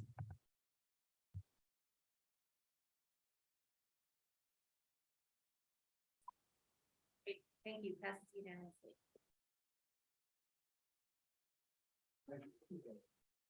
All right, moving on to planning file number CU 23-0001, a conditional use application to allow unsheltered in Summit use of the 602. Actually, do you guys want to take a 5-minute break? Yeah, let's do that.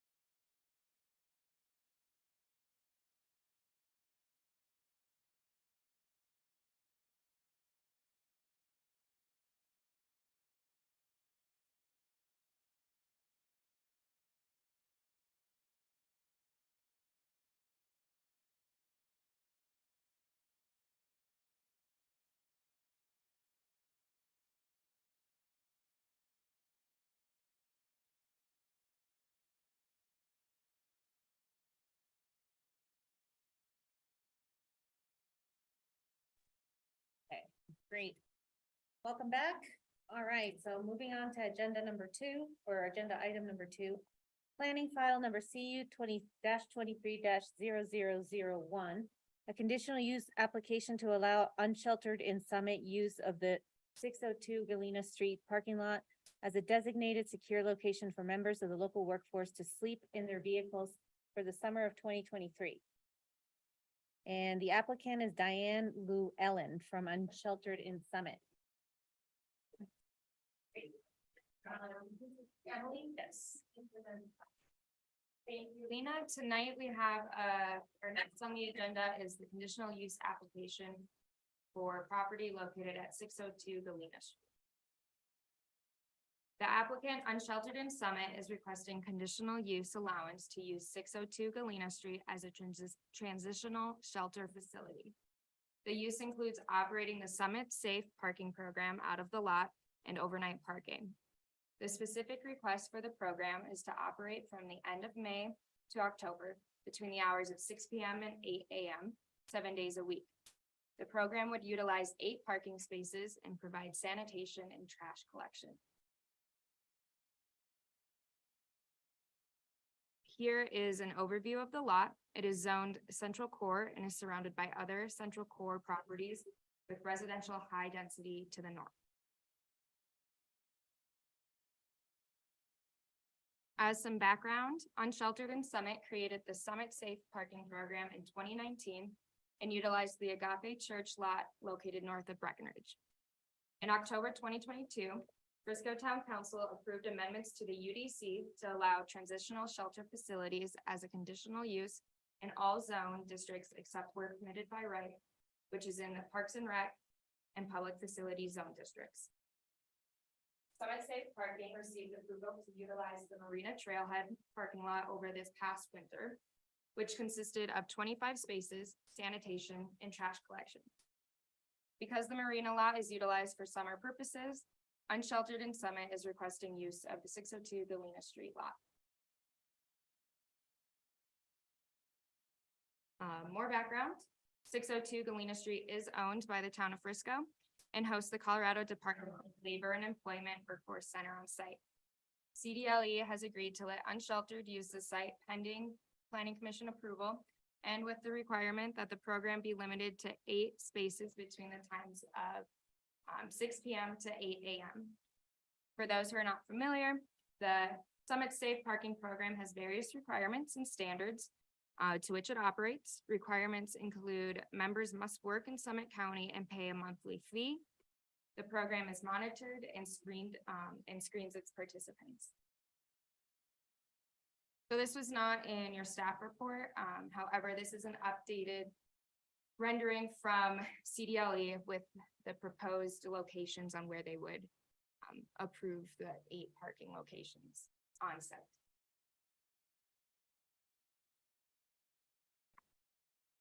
Some analysis for the application. In the UDC, transitional shelter facility is defined as an approved designated outdoor location, allowing for temporary sleeping in private passenger vehicles, subject to specific conditions, including employment, approved refuse management and sanitation, user screening, and management of the facility. So it is listed as a conditional use in Central Core Zone districts and therefore needs Planning Commission approval. There are 6 specific criteria that must be met in order to approve a conditional use request. Staff provided a complete analysis for each criteria in the staff report, but to summarize, staff found that the request furthers the goals of the Frisco Community Plan by supporting local workforce. While this request is not a permanent solution such as housing, it provides members of the local workforce a temporary transitional option, which allows them to maintain employment in the community.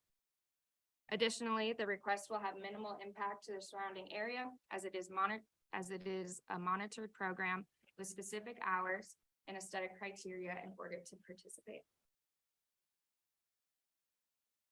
Staff recommends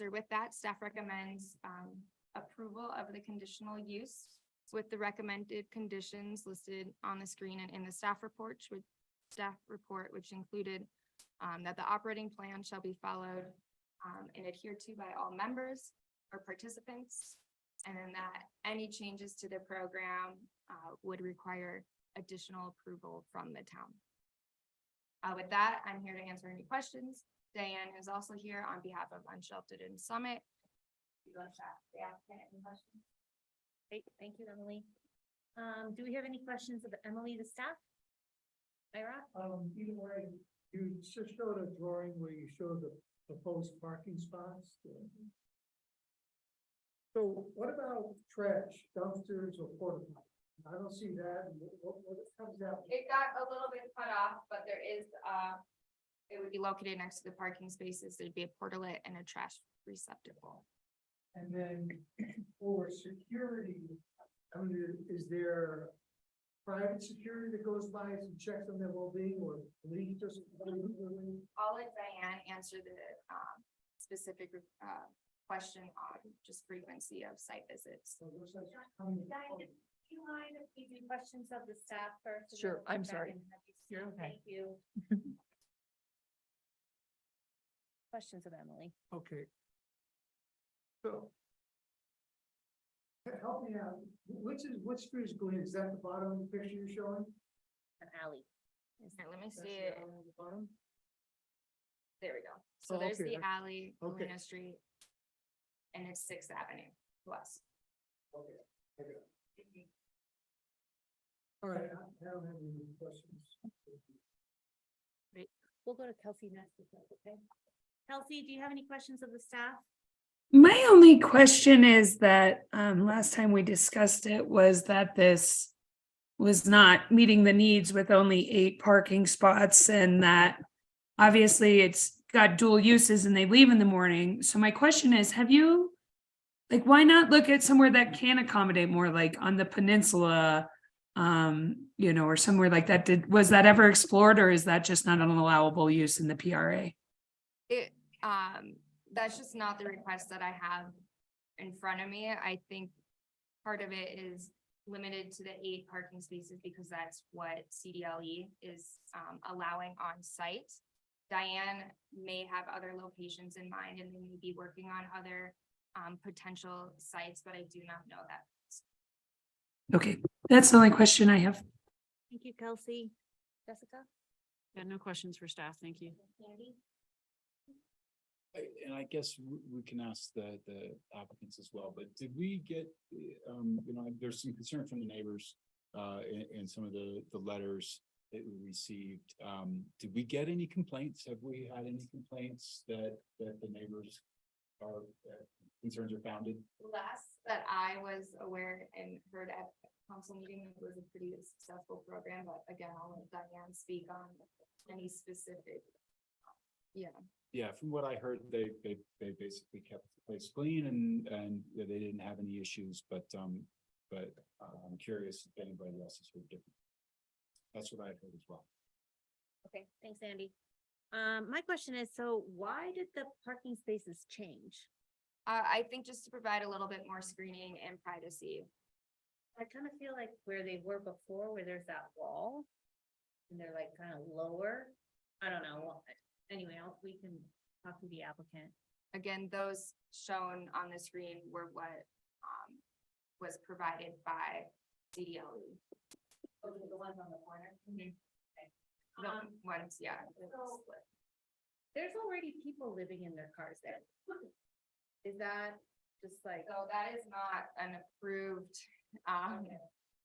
use or, should be allowed, that should not be allowed. There is a tag on one of the vehicles in there. And I guess as for next steps, I'm not sure exactly where that lands, but those are intended to be mitigated. So when these 8 spots become occupied, are the remaining people that sleep there gonna still sleep there? And is there a way to, They wouldn't be part of the program and they would be ticketed and towed. but is there a way to tie this approval to the rest of the people that are sleeping in their cars without approvals to not be there? To my knowledge, they're not in conjunction with this program at all. No, they're not, but they're definitely there. Yeah. So I wouldn't put that on the applicant. I would deal with that through our police department. Got it, okay. Thank you. And- All right, So now we turn it over to the applicant for their presentation. If you would like to step up to the podium. Good evening. Sorry, we jumped the gun there. I thought I was going to address that question. We don't really have a presentation. And by the way, this is Doug Bear, part of our team, other than to answer your questions. So if I can remember some of them, where should we start?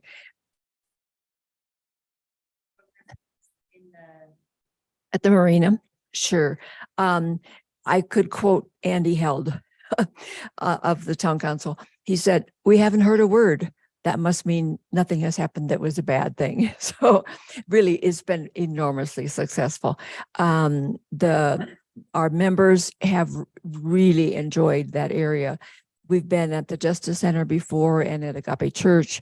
And of course, lots of them have just slept all around the county. And they really, really enjoyed being at the marina. One person said it was so comforting to be able to know where you were going to sleep every night, to be there and know that you didn't have to look for that knock on the window or drive around in the evening looking for a place to park. Doug, you want to make any comments about that? I do about 90% of the intakes, and that's the comment I get from almost every applicant. Then and later on, after they've had experience there. Yeah. To continue with that, and then to answer a question from Ira about trash and porta potties.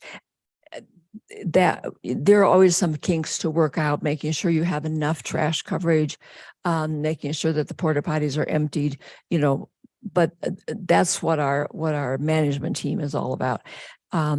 We have someone we call a host, and for that privilege, he parks, for free.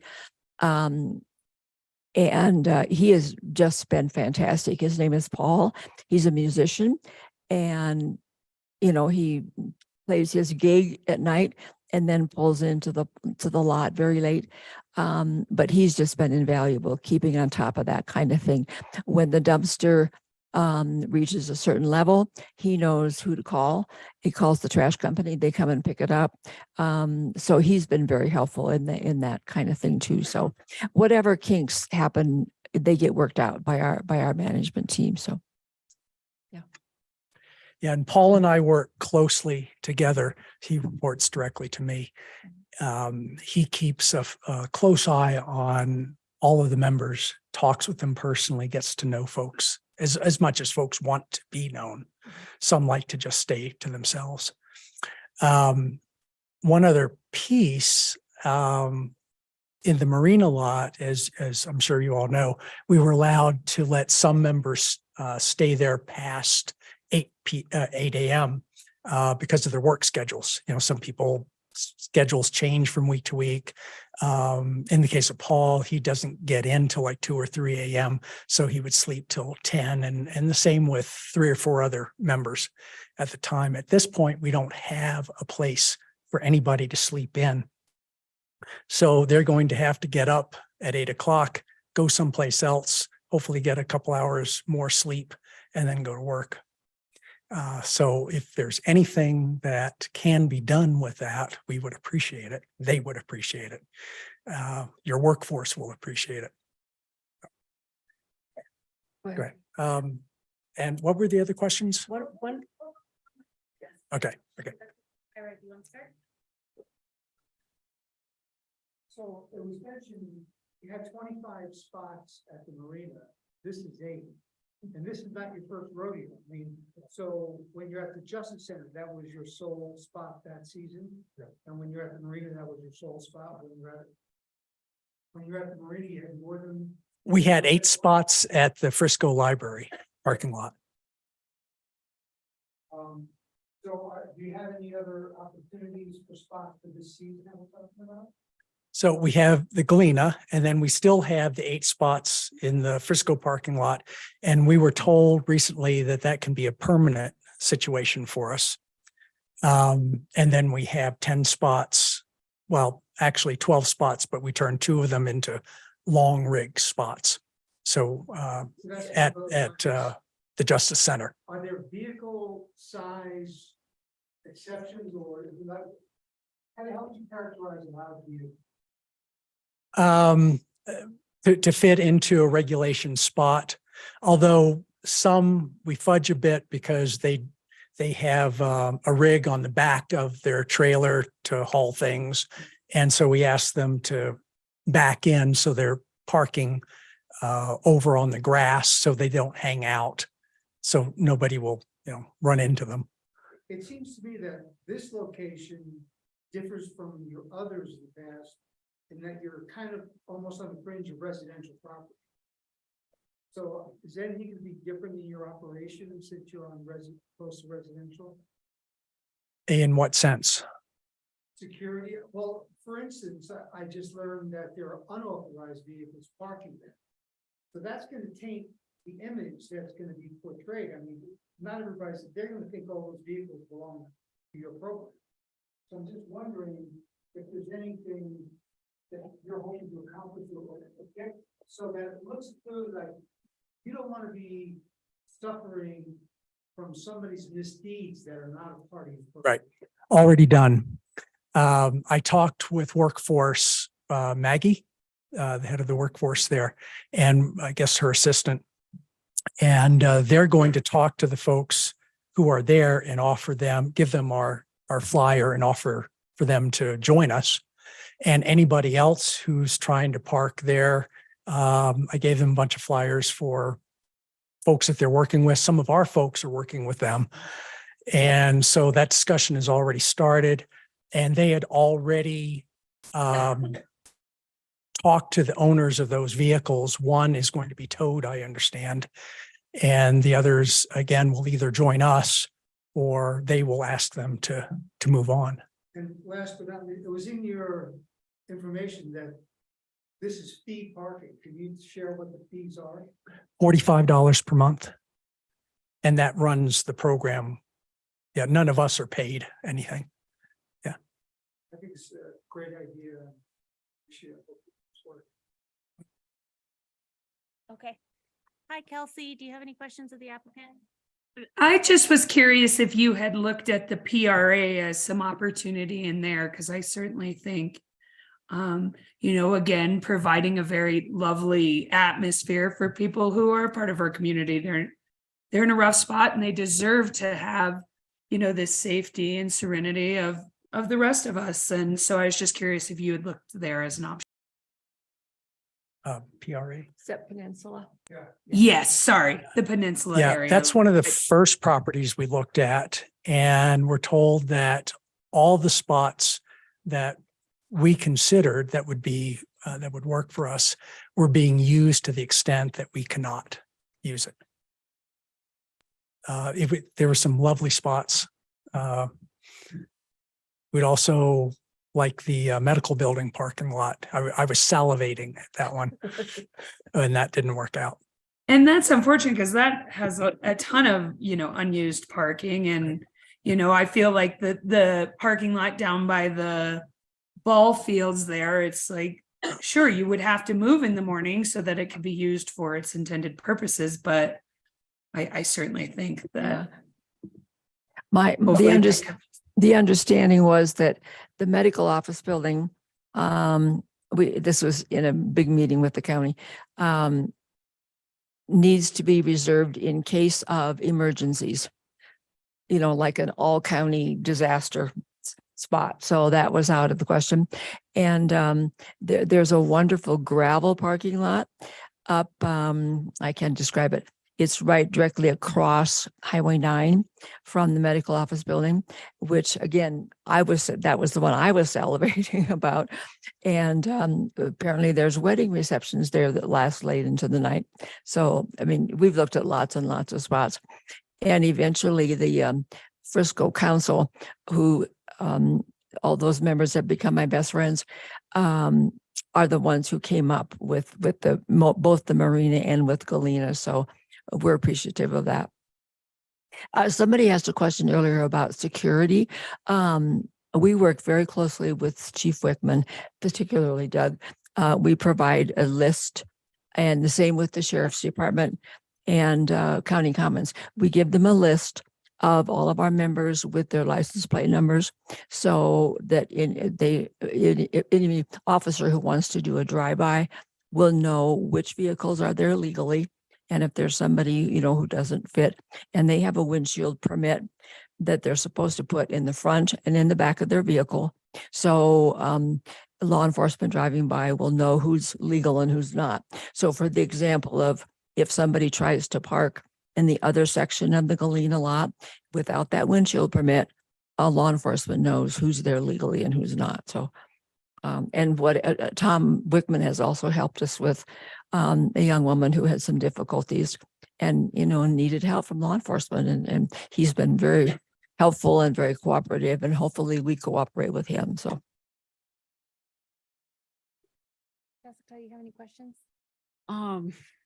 Just a couple comments and then just questions about the program. You know, thank you for what you all do. I work for the county, so I see the folks, and I honestly, I almost never see them because I Yeah. work at 8 and they're almost always gone by 8. So that's what we mean by the Frisco Library. There's 8 spots in County Commons. And I think, yeah, it's a great program. I'm mostly just curious because I'll see a range of, you know, somebody with a Sprinter van to like somebody maybe sleeping in a Honda Civic. Is that correct? Like, I'm just always curious, like, who are these people? They are people who are waiting on you in the restaurant in the wintertime. I have a list of all the occupations. Ski instructors, help me, Doug. Restaurateurs, teachers, Nurse. nurses. One guy worked for the sled dog, you know, place in Breckenridge. What else I'm missing lots of things. This summer, there'll be somebody who keeps the Breckenridge golf course greens. Just It runs the amazing. gamut. Yeah, just amazing. It's you and I. Yeah, Yeah. no, absolutely. And is it mostly people that are in like van life and are like, I'm gonna go and work here for 3 months in Summit County and do this? Some are. Or is it I'd say about variety? 20% fall into that category. Mhm. It's their intended lifestyle. But again, they didn't have a place to park. They couldn't work in Summit County. Yeah. Most are wanting to move up, and there are all kinds of different circumstances as to what got them into their vehicle. Mhm. But they're all looking for a chance to save up. When I do the intake, I ask for a plan. What are you doing here? This isn't just camping here. You have to have a plan to advance yourself. And it could be whatever, but yeah. One woman has a cleaning business. And she's, you know, got it all organized. She might be cleaning the house of somebody, you know, I don't know, you know. So, Yeah, no real other questions. Just thank Yeah. you for doing what you're doing. Yeah, and going for back to the experience. comments I was making about the previous issue, if Dan hadn't sold me the house, he did. I mean, he purposely created housing so that folks like me could afford it. And if I didn't have that, I would have been, me and my family would have been in a vehicle until we were able to find something to move into. So it's, Andy? Yeah, I don't really have a lot of questions. I think the program's great. We've heard about you, we had your program when you moved into the marina, and I still think it's been working great. My only question revolves, you mentioned Paul, who's taking care, who's kind of managing your, that sounds like a very important role. Do you ever have trouble filling that role? Because that's a volunteer position, right? But do you ever have one of these functioning and you don't have someone in that role? well, he's the first person we've had in that role. Okay. oh, not quite. Well, okay, before I came into it, yeah, so Yeah. you can talk Yeah. to that. Way back at the beginning, it started because there was a woman who lived in her car.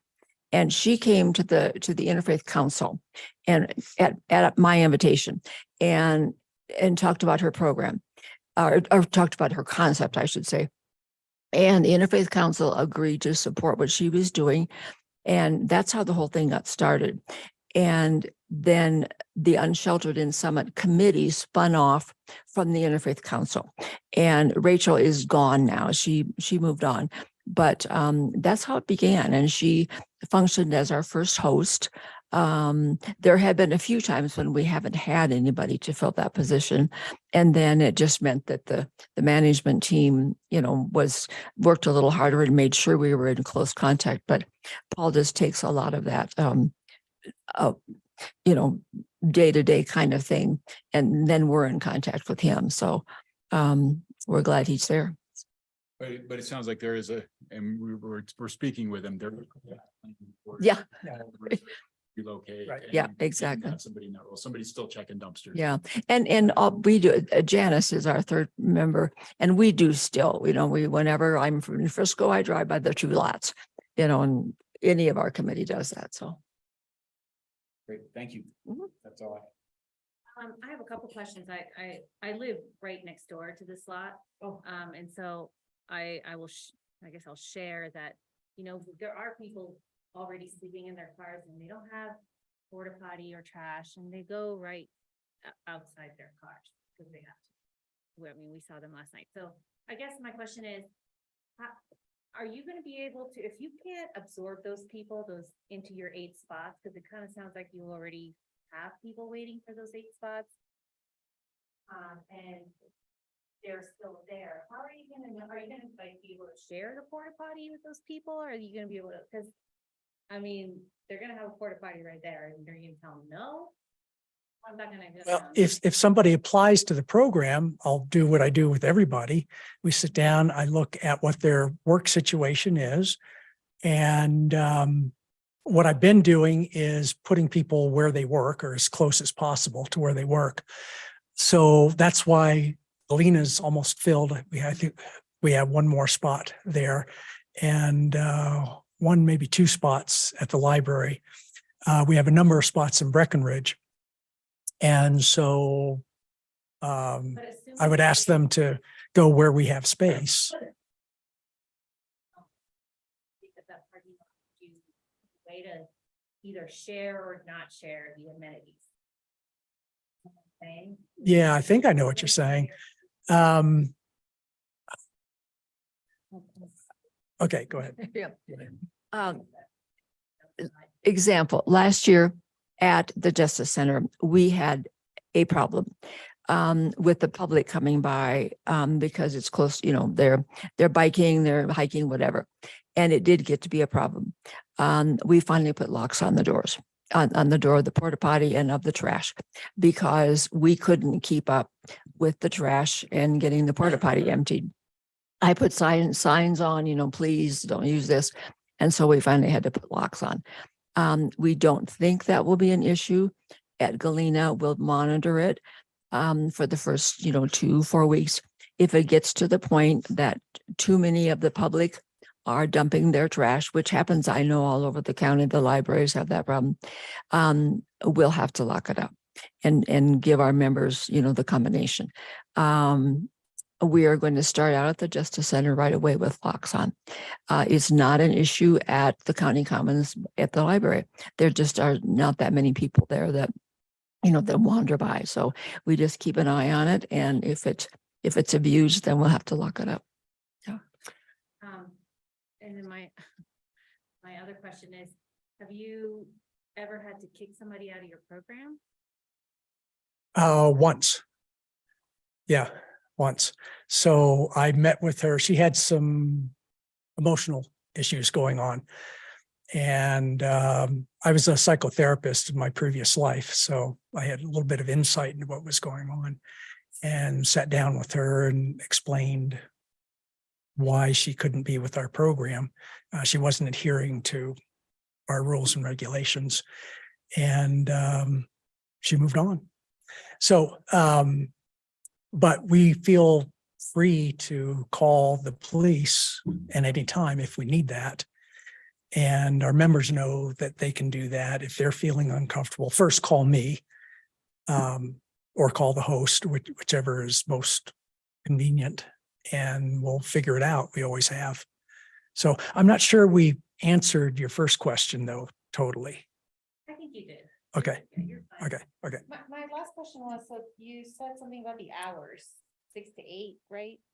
I don't know that we can do anything about where did those hours come from? Who set those for you? Is that the Colorado Workforce Center? Was it the? Yeah. Yeah, it was. Yeah, because the town council said in the beginning that we could have extended hours. Could have extended hours at Galena. And then my understanding is that Workforce decided that that would not be advantageous for them. And at the Justice Center, they need those parking spots during the day. And the same at the County Commons. They say that they need those spots in the daytime. So. Yeah. So But like I said, I live next door and I have never seen that parking lot be full. Like literally never.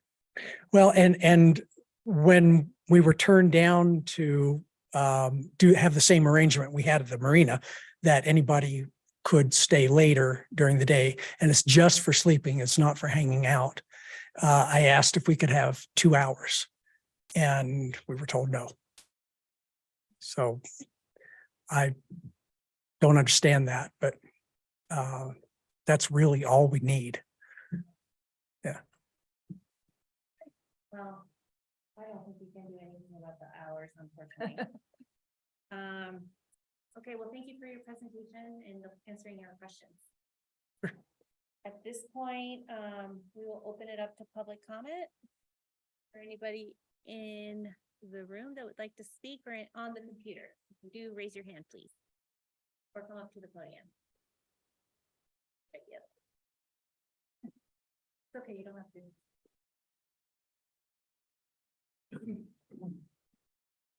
My name is Dmitry Molochev. I am a property manager for 524 Galena, which is directly across. And that was my interest to come here and hear about the program. And so far, I do believe that folks pretty much have everything under control. We'll close the public comment portion of the meeting, and then we'll go to commissioner comment. Sorry? Public comment. Oh, you're doing. Sorry, Joan. Hi, appreciate letting me comment. I just wanted to say that I own property at an association right across the street at 601 Galena. And we have a large parking lot and a large dumpster. And I have to say that personally, and I think maybe some of the other owners here, I can't speak for them directly, but we do have a concern for people parking over there and staying over there, that the situation could spill over into our large parking lot. We've already had that happen before, where people have come in and parked late at night. I've witnessed it myself, or used our dumpster. So I guess I just wanted to express that concern, that we have concern for this situation. Thank you, Joan. Sorry, could you give us your last name? I'm sorry, that's Joan Scott. Thank you. So I think you've heard the concerns. I think that if you have problems, you're supposed to reach out to the police department. Okay, and let me just say, I'm sorry, I'm just coming into this meeting for maybe just the past, I don't know, 5-10 minutes. So I've only heard a small portion, but I was busy with a different meeting and just wanted to jump in and see what I could hear. So I do apologize for not hearing all the previous information, but just wanted to comment. Okay, thank you. Are there any other public comments?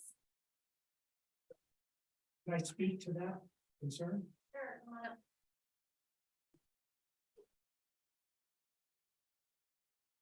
So we've not had anybody do that from our program, stay anyplace else, but I understand the concern. So I'd be willing to be a contact. Joan, is it? For you or somebody in your association, if somebody stays in your lot, you can give me a call and find out if it's one of our folks, and I will deal with it. That would be great. Thank you. How do we get a hold of you? Yeah. Joan. Me? Joan, this is Emily. I'm a planner with the town of Frisco. You can contact me. My last name is Weber, so my email will be emilyw@townoffrisco.com, and I can pass on the contact information. Okay. Emily Weber, you said? Correct. Okay, thank you. Thank you, Emily. All right, any other public comments? Seeing none, we will move on to the commissioner comments and deliberation. Ira, do you want to start us off?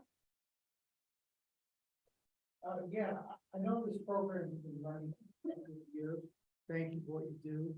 And from my perspective, because when they first started, I have been involved with a synagogue group that helped them get going. I think they do a great job. I think the people that are using it, you know, they pay their fee to be there, and I can't see them parking in an unregistered spot. I mean, the organization, the Unsheltered in Frisco, South County, they can't control people that are not part of the program. And that, I think, is what's happening in a lot near you currently, and that's where I was going. If we can get some movement to get authority, to get people out of there that don't belong. The state working is good, and they only have a certain reach, leverage with certain population, so. You, Kelsey? I think, first off, thank you for doing what you all do. I think you're providing a critical resource that I wish we didn't even need, but we do. And I have to say, I frequently walked by the Unsheltered in Summit project at the marina this winter. It was always clean. They have a very firm sign. And I think people take this privilege serious, that, you know, they don't have anywhere like this and they don't want to lose this opportunity. And unfortunately, there are, you know, people who negatively impact something without knowing it. And I think it sounds like we all need to be diligent citizens and make sure that we're, you know, reporting people that aren't, you know, following the rules. But I thank you and I commend you all for what you do. And hopefully we can find you more permanent places with more spots and longer sleeping hours. But those are my thoughts. Thank you, Kelsey. Jessica? Yeah, I did the thing where I made my comments during the questions part, so I'll just pass it along. All right. Yeah, Andy? yeah, pretty much the same. I echo, you know, it's a great program. I wish we could give you more than 8 spots. Honestly, I wish we could give you longer. We're up to us. I think you'd have both of those. Yeah, I think it's a great program. I don't have any issues with it. Fully in favor. Great, and for me, yeah, you know, I had a little doubt in my head when you guys first came to town, but it's been really positive, everything that you've accomplished. And like Andy said, haven't heard a peep. Your details. So, yeah, congratulations for running a really tight ship and doing a really great job, and looking forward to see how this plays out right next door. So, but I'm in favor of it as well. I'll make a motion. Go ahead. Yep. I move with respect to file CU 230001. I move the recommended findings set forth in the staff report be made, and the planning commission hereby approves the request for a CUP for this application, subject to the findings and conditions contained in the staff report. Is that a sufficient motion? Great. Motion. Second. All right, can I have a roll? Commissioner Lesmes, Commissioner Stabile, Yes. Commissioner Tain, Yes. Commissioner Forsyth, Yes. Commissioner Withrow. Yes. Right.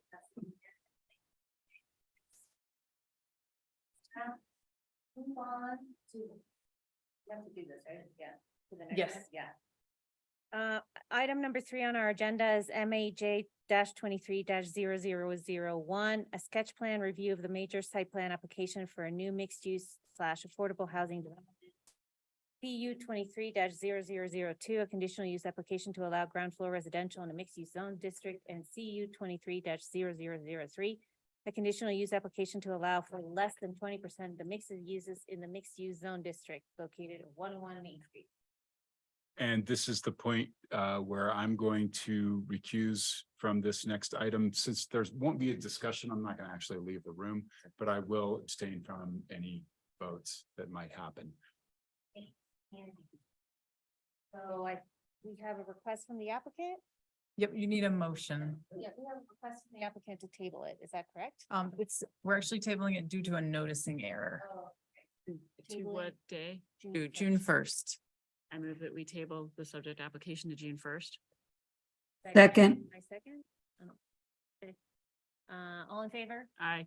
Aye. 4. Thank you. Passes unanimously. All right. So on to staff and commissioner updates. I'm happy to answer any questions. I do have one comment that I was asked to bring to your attention. This has to do with some of the people that were in the room here tonight. In our L zone district, in particular, in the Pitkin and 6th Street South Avenue kind of area, there are older cabins that were built in the setbacks, and people have been asking about improving their roofs. Mr. Richmond has asked, Chad Robinson has asked. The way our code is written, a variance is required if you're going to increase the nonconformity of the structure. And so it sort of directly goes against some of our guiding principles and goals in the community plan. And so I said I would mention it to you guys for thinking about whether or not you feel a code revision would be in order to try to allow some of those existing cabins to remain as they are, but have improved roofs so that they can be modernized so they're habitable. I'm curious, you're saying improve the roof? Rebuild the roof, So how does that replace the roof. Because a lot of them were built with the very old flat roofs and they want to go up higher. So it's going to increase the cubic footage that's in the setback. To me, that's a variance. If it's a like for like, it's not a variance. Okay. That's just me. Yeah, no, I think if they're gonna increase their encroach, but I was just confused because I certainly they should be allowed to repair their roofs and upkeep their. For roofs, sure if they're repair, but- planning on actually changing the Yep. roof pitch. The variance. Adding a dormer, adding a loft, that's increasing the nonconformity. Just fixing your roof, please go ahead and do that with a simple building permit. Okay, Yeah, I think if we wanted to change the pitch and increase. okay. But on that same note, I do think that variance should be attainable. And not huge roadblocks on the town's part to make that happen. We may want to revisit the fees that are associated with the variance permits. Right now is $1,000 fee. But I've talked to the town about variances in the past and I've gotten pretty, and again, none of them are in the room, but I've been basically told Frisco doesn't do variances. And I don't think, how many variances have we seen come across this table? One. Right. I think this, They would come here, wouldn't they? they would come here. Yeah, and I don't know that I've seen maybe one, which was that wetlands variance we had to grant over on Fourth. Mhm. So to me, I would love to look at that whole variance process, because if we're not granting variances of any kind in the 8 years that I've been on the commission, then maybe there's something wrong with that process. And maybe it's not a variance, maybe it's something. Well, no, I think it should be a variance, but I think there should be a process that people can work their way through, where I've been told in the past that Frisco's, Written is purposefully for. and that's what it says. Basically, it creates a subjective standard. No, it's a strict standard. Well, There's 7 criteria. Yeah, but I could see that I could see that the roof pitch change would meet some of these criteria. That's all I have. I'm happy if you guys have questions. Love to be efficient. The Nuggets are playing big Nuggets. Okay, So- we'll get out of here. I will tell you that they did select a new community development director. Katie Kent is gonna be coming back. Katie Kent's back. I have actually resigned, so my last day is gonna be June 1st. So I'll be here with you guys for the next planning commission meeting. Yeah, So I'll be here for the June 1st Planning Commission meeting. Thank you. Thank you. for And, stepping in. Yeah, it's been my pleasure. I've really enjoyed working here and learning a lot and working with you fine folks. It has been a pleasure. Oh, Susan, we miss you. Oh, you'll still send me. Yeah. All right, motion to adjourn. Aye. Hey, does the chair get the second? Or make a motion. You can make a motion or second. Done it, Okay, where it yep, was sort right. of informally, the chair doesn't.